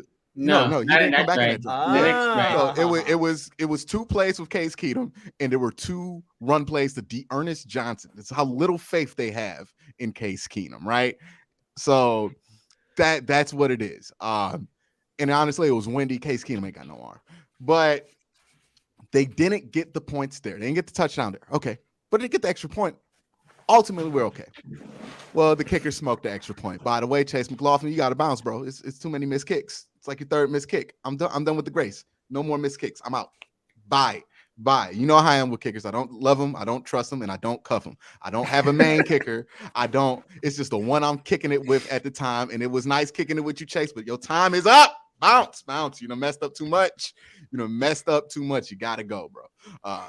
You know what I mean? Unless it's Justin Tucker, I'm not sticking with you that long, right? I'm not going through the rough patch with the kicker. Like, nah, we bouncing them boys. Because that's how the Ravens found Justin Tucker, by the way. They just bounced their kicker who missed the kick, and then they signed Justin Tucker, and then, they found a long-lasting marriage with that man. But everybody else, they to the streets. Chase McLaughlin to the streets. I'm over it. But he missed the kick. And that set up the whole fourth quarter, which was an absolute mess and a disaster. The defense looked gassed at that point. The Ravens found some things that worked. Mark Andrews just refused to be covered the entire fourth quarter. I don't know what it is this week with fourth quarter and tight ends not being covered, but the Bucks, the Bengals, and the Ravens, they all had that. Well, the Bengals didn't have the fortune there, but the 49ers did. But tight ends were open in the fourth quarter this week. And I think Mark Andrews got 11 targets for like 11 receptions. So that tells you he was wide open all game. And they were able to move the ball, score the ball there. Tyler Huntley, quite frankly, made some good throws, made some good plays there. And then, I'm still okay. I'm still like, you know what, man, this all hinges on them getting an onside kick. I'm more annoyed than I am nervous about losing the game. And then that onside kick comes. And it bounces off of the chest of Andy Janovich, to which I was like, why is the fullback on the hands team? Why is he on the hands team? That's right. And then I remembered why the fullback was on the hands team. Because Demetric Felton had fumbled 2 punts, and he was probably on the hands team. But you don't want the muff punt guy on the hands team, right? You got to bring in Andy Janovich. Andy Janovich is now on the hands team. He's never been on a hands team in his life. And then he acts like he ain't never been on a hands team. And what happens? It just bounces off his chest, and that ball went to like the 40-yard line of the Baltimore Ravens. Honestly, it's fortunate that ball went where it did, because if the Browns would have recovered it and then fumbled in, Baltimore would have got it, that would have been in field goal range. But the fact that it bounced off the chest and rolled into the other territory, put the ball at like the 40, and kind of gave the Browns some breathing room, because as good as Justin Tucker is, he's not going to make an 80-yard field goal. But yeah, I thought the game was over at that point. I thought we had blew it. I thought we were going to be embarrassed. I had considered just outright quitting AFC North Talk. I can't do a show after that, just flat embarrassment. Like, how in the world did we do this? And then Jadeveon Clowney and Denzel Ward saved the day. And now we second place, so I'm happy again. But yeah, man, look, I'm not going to sit here and tell you that this was an impressive performance by the Cleveland Browns. I'm not going to sit here and tell you that this is going to give me fuel to think that the Browns are going to go on some kind of run. Here's what I'm going to tell you about this Browns team. Hey, they're in second place, and the opportunity's there. And, maybe they could put together 4 good games. Like, it's not out of the question that they could put together 4 good games. I wouldn't trust it. But, hey, anything could happen at this point of year, and we're in position. So, LOL, Browns win the division. This would be the way the Browns would win the division. They would have to play their worst football. Everybody would want everybody fired during the course of the year, but they end up winning the division. This is how the Browns would end up doing it. But yeah, oh my God, did somebody out here defend the kicker again? Why are we doing this, guys? Why every time a kicker rolls up in here, y'all gotta put y'all social media handle as like a parody of this man's name, and then put your why do we stand kickers so much in Cleveland when none of our kickers are ever good other than Phil Dawson? That man gone. How many kicks has Chase? I mean, he hasn't missed that many this year. He's missed like 3 in 2 weeks. He missed like an extra point, a field goal, and that field goal, and I'm over it. Bye. That's not okay. Man, well, did he miss a field goal against the Ravens? Yes. On Sunday night? Yeah, he did, and that cost us the game. So screw him. Bye. Then he missed a field goal and an extra point. No, yeah, and an extra point. He can't kick in the winter. I'm over it. Bye, Chase McCauliffe. Like, oh yeah, it's growing pains. He ain't never kicked at M&T Bank Stadium before. I don't care. Bye. Like, find somebody who can. I have a very short leash with kickers. It is unfair what I do to these kickers. I just don't care. Get another one. They disposable, man. It's like chewing gum. Once the flavor out of one piece, you got to switch to the next one, right? Like, boom, boom. I'm not about to chew on those stale gum to see if it gets. Everybody had JT. Only one team has JT, and if you ain't that team, all right, your kicker's disposable. Boswell's not disposable. Boswell, there's some. Bos is good. Bos, he's not Tucker, but he's good. But let me tell you, every last couple weeks, so I'm not gonna, Yeah, there's like 3 kickers that are not disposable, but other than those 3 kickers, any of those kickers are 3 missed kicks away from being on any team. You know what I mean? Maybe you want to throw Young Hoku in there because he got the cool name, but Young Hoku could bounce around anywhere. So that's where I'm at with kickers. I am over the kicker stuff. I just give me a new kicker. I don't care. I really don't. We had a new punter this week. He was good. He should probably be the main punter. I don't like dudes losing job because they had COVID, but hey, bro, Dustin Colquitt look cool. He gonna be the new punter. You know what I mean? It's a cold-hearted game out here for special teams. Hammer. You had the Polish Hammer. Yeah, but he's gone now, man. He didn't punt as well as Dustin did. Look, it's cold-hearted when it comes to special teams, man. There is you no like Dustin room Colquitt, for security. Huh? Don't get used to that. Don't get used to that. Let me tell you, as someone who watched Dustin Colquitt on his team for I think half the I'm season saying the before they Browns cut should keep 2 punters on the team as much as they punt. him. Like, got to keep a fresh That's a leg in yikes. there in the 4th quarter. You know what I mean? That's a yikes. Okay. We got to play field position. We got to play like we have an awful offense because we have an awful offense. We got to play the field position game. That's how the Browns get down this year. Like, they're not scoring 40 points no more. Not even against the Bengals. I'm not even going to go with the Bengals troll right here. They're not scoring 40 points no more. Watch them score 40 points. Okay. We have some. All right. Yeah, I got some super chats here.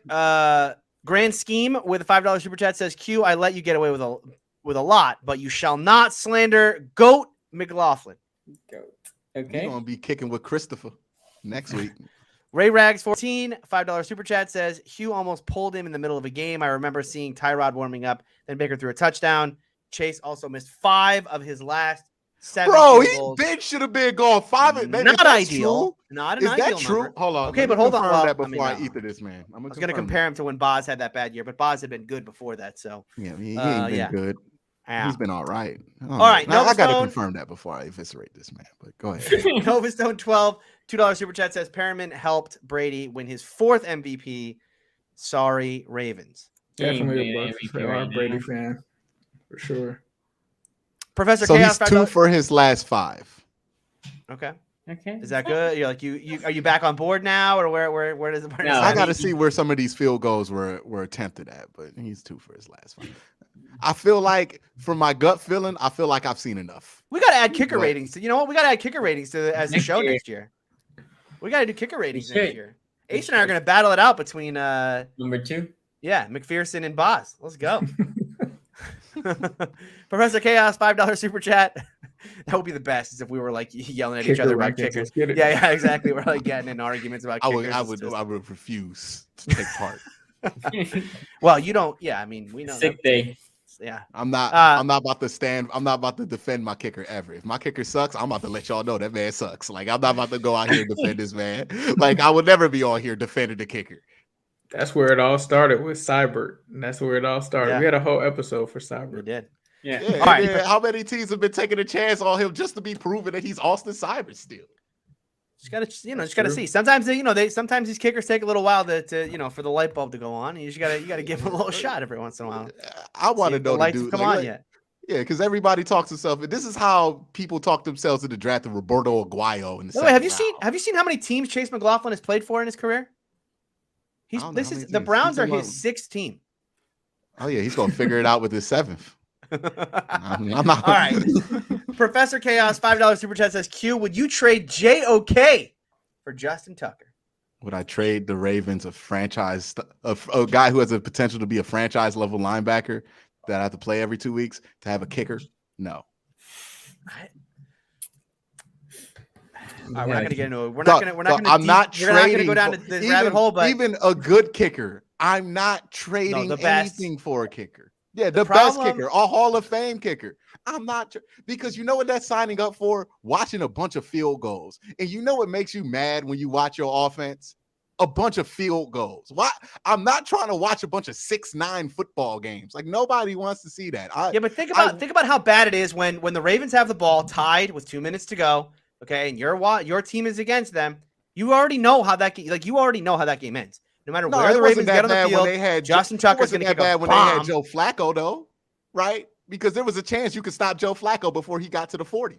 You could stop the pass interference call potentially, but even that, There was a chance there. I mean, like, I would not have the same confidence in getting to the 40 with this offense that Justin Tucker would be Eddie.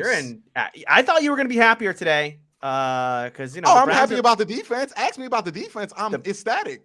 The But Browns are probably offense- going to win the division, so. Oh yeah, and the defense is going to be a big part of that. But the offense, I don't know. I don't know what to get. You telling me after what you saw this Sunday that you could trust this offense? I told you 2 weeks ago you can't trust this. No. offense. I have no idea what to think about the Browns right now. I still think they're going to win the division because I think they are the best team. But man, that was not the game they needed to play. All right, No, let's move on here. They struggled to throw the ball against a team that had no DBs. Yeah. Exactly. Jocko Johnson, $5 super chat here says Ace Zach Taylor is 0 for They lost their best 24 pass when rusher. losing after the Damn. third quarter. Fire Zach.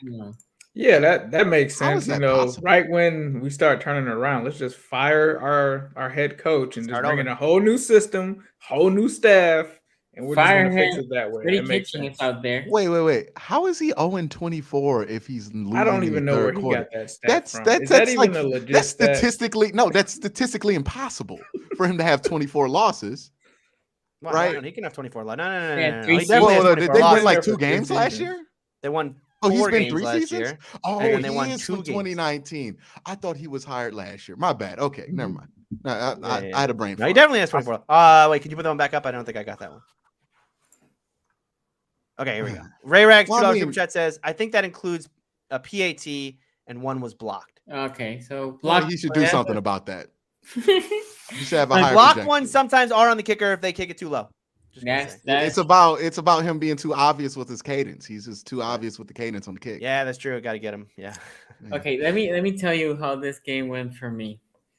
As the Ravens start losing this game, 0-10, I'm like, you know what? Whatever. We've seen this movie before. How many times we start slow, but Calais Campbell's side, I'm like, shit. Now these jokers are gonna be running all over us.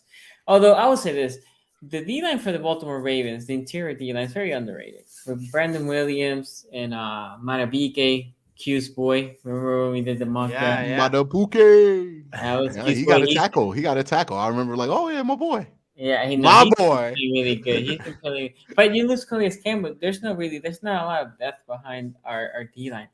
So that was not good. And then you see Lamar going down, and you're like, well, I mean, this is the Ravens season, right? You look around, and then as soon as you look, another player's going down. I mean, literally, this is the Ravens season. Then you consider the fact that Jimmy Smith is not playing, right? And you have Aver, which again, I give credit to Aver. Aver, I think, is a good corner. Definitely a starting corner in the league. But after him, you have Westry that you brought up just for this game. Taron Young playing the slot, so Taron Young again. He's also starting corner. And you're like, this is not good. This is not good because now your D-line is getting weaker and they can go after Westry. But no. I mean, first quarter, yes. First quarter, yes. The Browns had 2 good drives, but overall, I was happy for how the defense for the Ravens played, right? Because with all the injuries, with all the guys missing, we're just throwing new parts out there. I was impressed that they only gave out what was the last score? 24 to 17 points. I was okay with that. In the offense, look, Hundley. Let's talk about Hundley for a moment. He came in. And as soon as he come in, I think it was maybe the next series, he gets the strip fumble for a touchdown. Not on him, to be fair, not on him. Big Andy got beat. And Miles produces the fumble. The ball doesn't fall on Miles. It goes over there. And he's like, you know what? I can't trust these jokers to get the ball. I'm going to go ahead, get the ball, and I'm going to run it for a touchdown. Go ahead, Q. Tony, was it cathartic seeing Miles do that to somebody else? I mean, anytime I watch Alejandro Villanueva, it puts a smile on my face. So, because anyway. what we referred to as Myles Garrett legitimately did that same exact thing without scoring the touchdown to bring the Browns to force a tie versus the Steelers in 2018. Mm-hmm. Okay, so saying all that, the Ravens finish the first half 24-3, and I'm like, if you guys want, go check Twitter. There's all the conversations there. Right? Q tweeted the conversations. I said like, yo, it's gonna be hard. It's gonna be hard. I don't see it. No Calais, no Lamar. It's offense. What do you want them to do? They come in the second half, and I see them moving the ball. And I'm like, oh wow, now they're moving the ball. And I do not blame the first fumble on Huntley, but the second one I do. He decides to run with the ball. It's just like the ball's a loaf of bread. Just he away from my body. When he transitions as a runner, What I would like to see is like, let me tuck it in and just run. No, let me just put it out here. So the fumble wasn't even like Tag McKinley just punch it. No, it was just a solid tap, balls out. Hey, that one pissed me off. I'm not gonna lie, that one pissed me off. And I'm like, man, we moved the ball so well. Boom. Now again, as the defense was playing really good and the offense didn't do anything, the Ravens thing went up tempo, and the up tempo was what changed the game.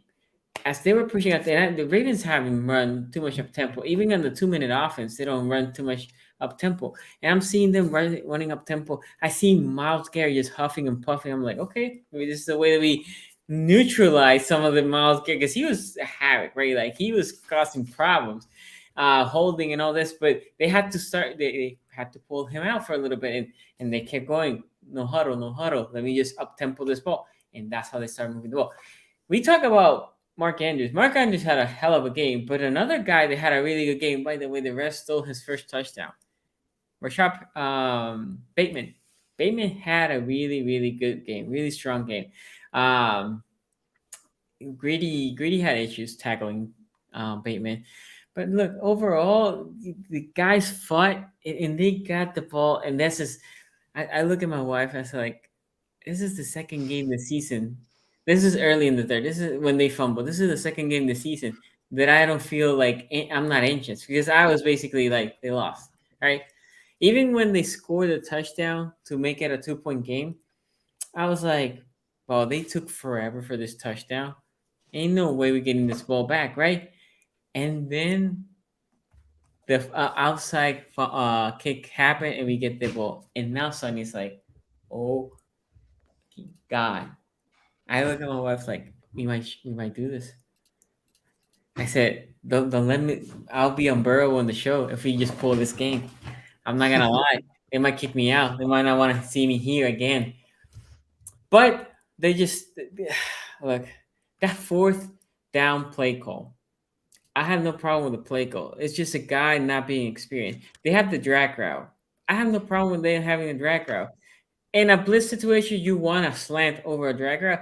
But if you look, the Cincinnati, the Perriman. The Perriman throw was a drag route, right? But Tom Brady had time, so the play developed. The rest of the corners were the receivers. You had the underneath, boom.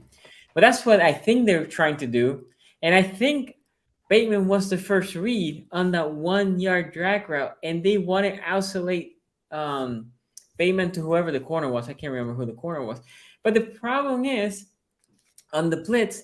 Huntley says, "Oh, I just need to throw it high." But not on a track route, boy, because he's not open, right? You might as well just throw it away. I mean, not away to the guys. Any of the other three that was just running deep to either try to force a PI or to just have a chance. Because there, if they make the catch, it's the first down.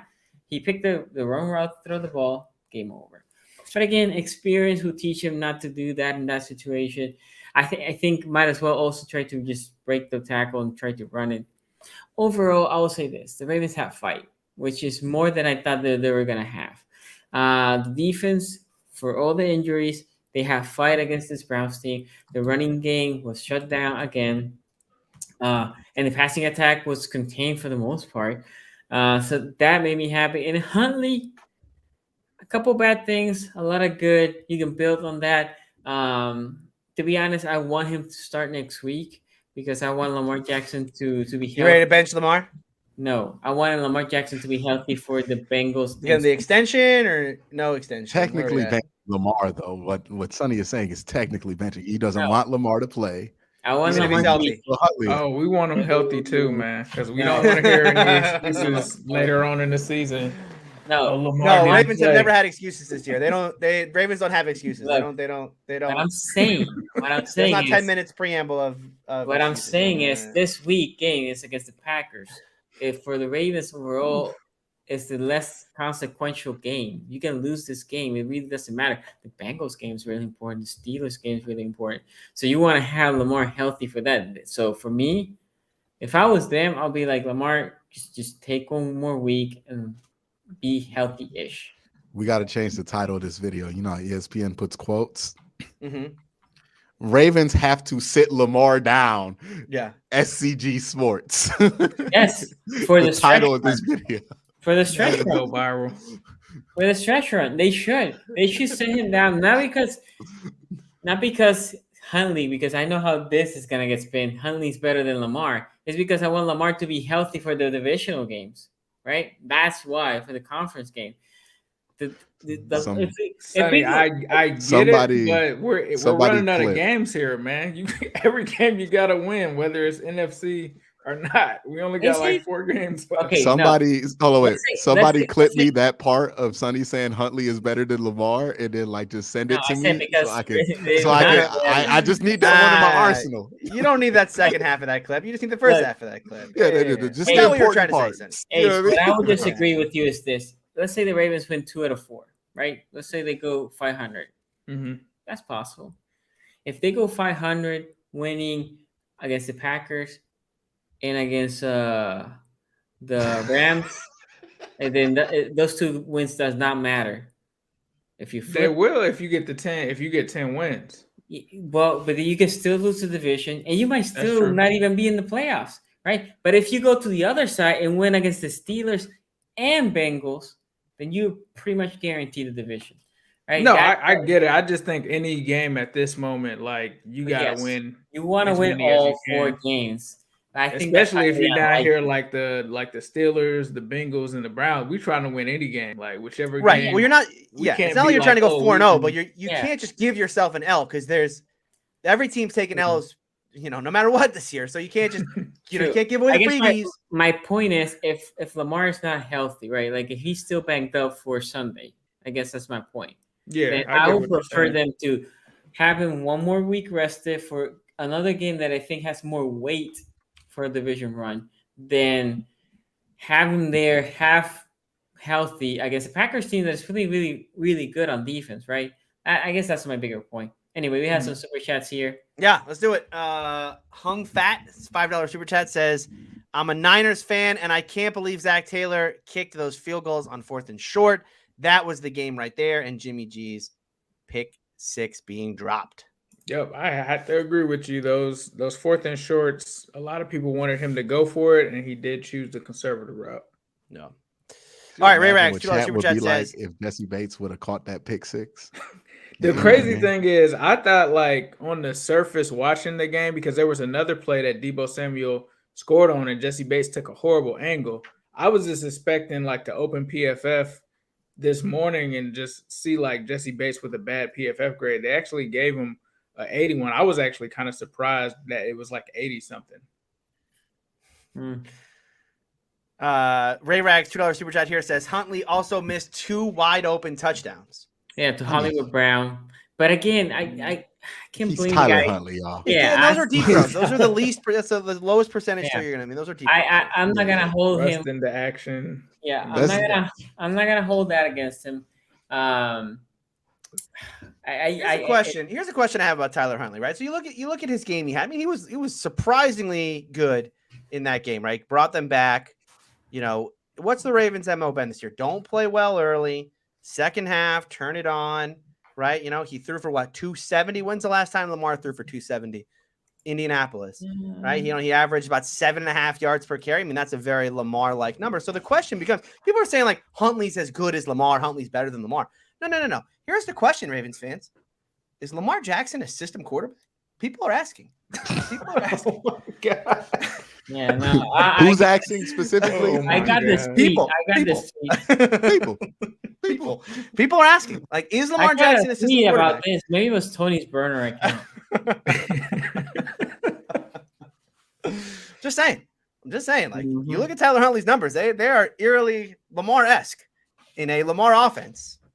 Yeah, Huntley was not good until the no huddle happened. To be honest, when they start playing up tempo, then Huntley This is the one that gets teams in trouble. Maybe they just have a quarterback factory out there in Baltimore. Yeah, that's it. You know? That's it. Then Tyrod Taylor came out of Baltimore. Yeah. You know what I mean? And then now they made something out of nothing with Joe Flacco, Super Bowl quarterback out of Joe Yeah. Flacco. Then That's right. transitioning him to Lamar to Tyler Huntley. I mean, maybe John Harbaugh is a QB whisperer and he can make it happen. And it's not worth paying somebody $40 million because you got the magic in John Harbaugh. You know what I mean? Like, wasn't his brother supposed to be a quarterback whisperer too, right? You know, Jim Harbaugh. He was. Maybe they got that gene. There it is. Right. All right, Colt here, $10 super chat. Really appreciate that. Says Browns have a winning record. Cavs got a winning record. Guardians haven't lost since their inception. Cleveland sports thriving. We're thriving, boys. We're thriving. Guardians. And I hope, hey, the Browns win this game on Saturday, and then I'll roll into that Cavs game on Sunday. It's gonna be a good week. It's gonna be a good week. Oh, shit, the Browns play on Saturday this week. 4:30. Oh, they're gonna start the Saturday game. Yeah. Right. That's a skip. College football, Dunsky. That's a skip for me. Sorry. Almighty Kilo, $2 super chat says. Hey, listen, that's it's a game pass for me. That's a shortcuts for me. Wow. Almighty Kilo, $2 super chat says sit Lamar for Green Bay, not winning that game anyway. LOL. Yeah, well, the other thing with Green Bay, we'll talk about that. But Green Bay, where did they explode? I mean, I think they have a receiver over there that's halfway decent. Yeah. Oh, Devontae Adams. Oh yeah, He's okay. He's okay. Yeah, he's okay. He's decent. Zion here, $5 super chat says I don't think running Joe Mixon in overtime was a horrible call, but Burrow was hot. I say let Burrow call the plays. Brady calls his. That was a big question that people had. Bro. That's one of the big questions that people had about this, because his rookie year they allowed Joe Burrow to call plays, but people were questioning if that right was taken away with the recent interceptions and turnovers. So people were like, "Why isn't Joe audible in the plays?" So that was kind of a thing. It probably was. I mean, he did have. Interceptions. What wasn't the big narrative earlier this year? Like he checked into the play against Jacksonville. He checked into the play against Jacksonville. Yeah. Look at one Steelers fan. He's only in his second year. There's room for him to just make up for it, and then he'll be fine by year 5, guys. Hey guys, we still have a pulse, but it can happen. 3-1 these last 4 games. Pittsburgh Steelers for life. Listen, this is the funny thing about the Steeler team right now. I've said it every week. I'll continue saying it on this show. The hilarious part of the Steelers this year is that they are very not good, and they are right there to steal the division from one of these 3 teams. All 3 teams with young quarterbacks, young teams. You know, I mean, obviously. I don't know if you guys have heard on this show, but the Ravens do have some injuries this year, so they got some built-in excuses. But regardless, it is absolutely hilarious this year that my Steelers are still in it for this division. Is it possible for this season to end like 2018 did, where it's like the last week of the season, everybody's game mattered? I think the last week of the season, but the Browns need to beat the Ravens so you guys can get in. So if the Steelers win this week against the Titans, then likely the last week of the season will matter. Yeah, for pretty much everybody. Well, the last week will matter. The question is, would it matter to all 4, to 2 of us, 1? I don't know, but it will matter. Last week for sure will matter. Yeah. That's good for the show though, because just from experience, when you're not even in any kind of race with the other teams in the division, you just kind of just sit there and just end up talking about the other teams in the division. So for the channel, it's good that at this part of the season, everybody's still in the race. It's for our own mental health. It's good. Hey, I would say, Ace, what do you thought about this game, man? Browns. I think, going into this game, I thought that this was a game that kind of the Browns were going to bounce back in this one, especially coming out for the bye week. And thank you to Donovan Peoples-Jones helping my fantasy team pull out that W with that 90-yard performance. And I also went and grabbed Austin Hooper as well when Quincy was like, there were no tight ends out there, and TJ Hawkinson came in with that late scratch. I went and grabbed him as well. But I think that this Browns team definitely showed that they were ready to rebound, and they really got up on the Ravens early in this game. And I jumped in the chat and I was like, man, this Tony prediction of this booty beatdown looks like it's headed to fruition, especially when Lamar Jackson went out of the game. And so once I saw what they were doing offensively, I said that I had a little faith in that passing offense against the Ravens defense, but I had even more faith in the actual defense of the Browns. And when the offense started to slow up and struggle, and that's Quincy's right, and I think Baker's right. There's been times where this Browns team has gotten up on teams and they kind of just get super conservative, and it allows teams to come back into the game just given the way that they kind of set themselves up there. So I'm not faulting Baker for calling them out on that, because I've seen that happen with this team before. But the one thing that really stood out to me is just the way that the defense kind of came out and really channeled some things there with some turnovers, some forced fumbles, some sacks, some pressures. And really at the end of the game, I think I asked last week, were they going to use the cover zero blitz? They actually end up winning the game utilizing that. And it's funny because even though Lamar Jackson wasn't there, you still had a guy with a similar skill set in Huntley, and there were still similar issues with it. So that's very concerning for, I think, not even just the quarterbacks, but the offensive coordinator, Greg Roman. If there is, I think, a criticism, he has to come up with some kind of way to battle that defense, because teams are just going to start using that against them. But I think the Ravens did a great job of battling back with Huntley. It's always tough when you have a new quarterback in there, right? Even though he has a similar skill set to Lamar Jackson, it's still a quarterback that, the Browns defense wasn't expecting. He's going to throw to different players. He's going to throw a different way. There's different things that they do. So I always kind of give the benefit of the doubt to teams when a backup that they're not expecting or practicing for during the week comes in and they're kind of thrown off. Like even the Bucs defense struggled against Trevor Siemian, right? Because they weren't expecting Trevor Siemian. They were planning for my man Jameis Winston, and then he goes out. So there's always kind of an adjustment period. And even from an offensive perspective, there's going to be certain things that they call in certain situations where they're not expecting it. But I think the Ravens definitely showed some great fight, especially losing Calais Campbell, losing Lamar Jackson, and still making it a competitive game. But I think that the Browns did what I kind of expected them to do. I think I called this game 24-20. It ends up being 24-22. But the defense steps up and they get out of there with a win. And they get this win with not a huge dominant performance from their run game, right? Like we always talk about Kareem Hunt and we talk about Nick Chubb, but we saw guys like Donovan Peoples-Jones step up. We saw Jarvis Landry step up, and we saw Austin Hooper step up. And so that showed that this Browns passing offense does have some signs of life, and maybe they can build on that. And I think that the Browns have been big winners within the last 2 weeks coming out of the bye. Most of the teams I think all of the teams in the division 2 weeks in a row dropped 2 games. And so they took advantage of the moment and they seized the moment and they did what they needed to do, which was come out of there with the win. Yeah, I had obviously I had the Browns in the booty beatdown in this one, which, that first half. I hate you. First half. I had it. Look, there's a couple things about this game. Number one, as I said, the Browns come out of this game. Yes, they should feel good because they won the game. And obviously every win in the a win by an AFC North team right now is such a luxury because, boy, they're just few and far between. So in that way, yes, that was a good win. Obviously the performance itself, not great, but honestly, who in the AFC North right now is playing good football. I think that the part of this game that kind of bothers me, and I know it's going to piss off Ravens fans, right? But this idea that this was this scrappy win and they almost won it, right? They feel we almost. Yes, you almost did win this game, but it was so lucky. This was an incredible 8% is that last score that they had. Okay, the last touchdown they had, that would have been an by the way touchdown in most games. Okay, if you play this game out 100 times, right? Very few times 8% of the time you're going to recover the onside kick, right? Majority of the time. You score with a minute left with 2 timeouts.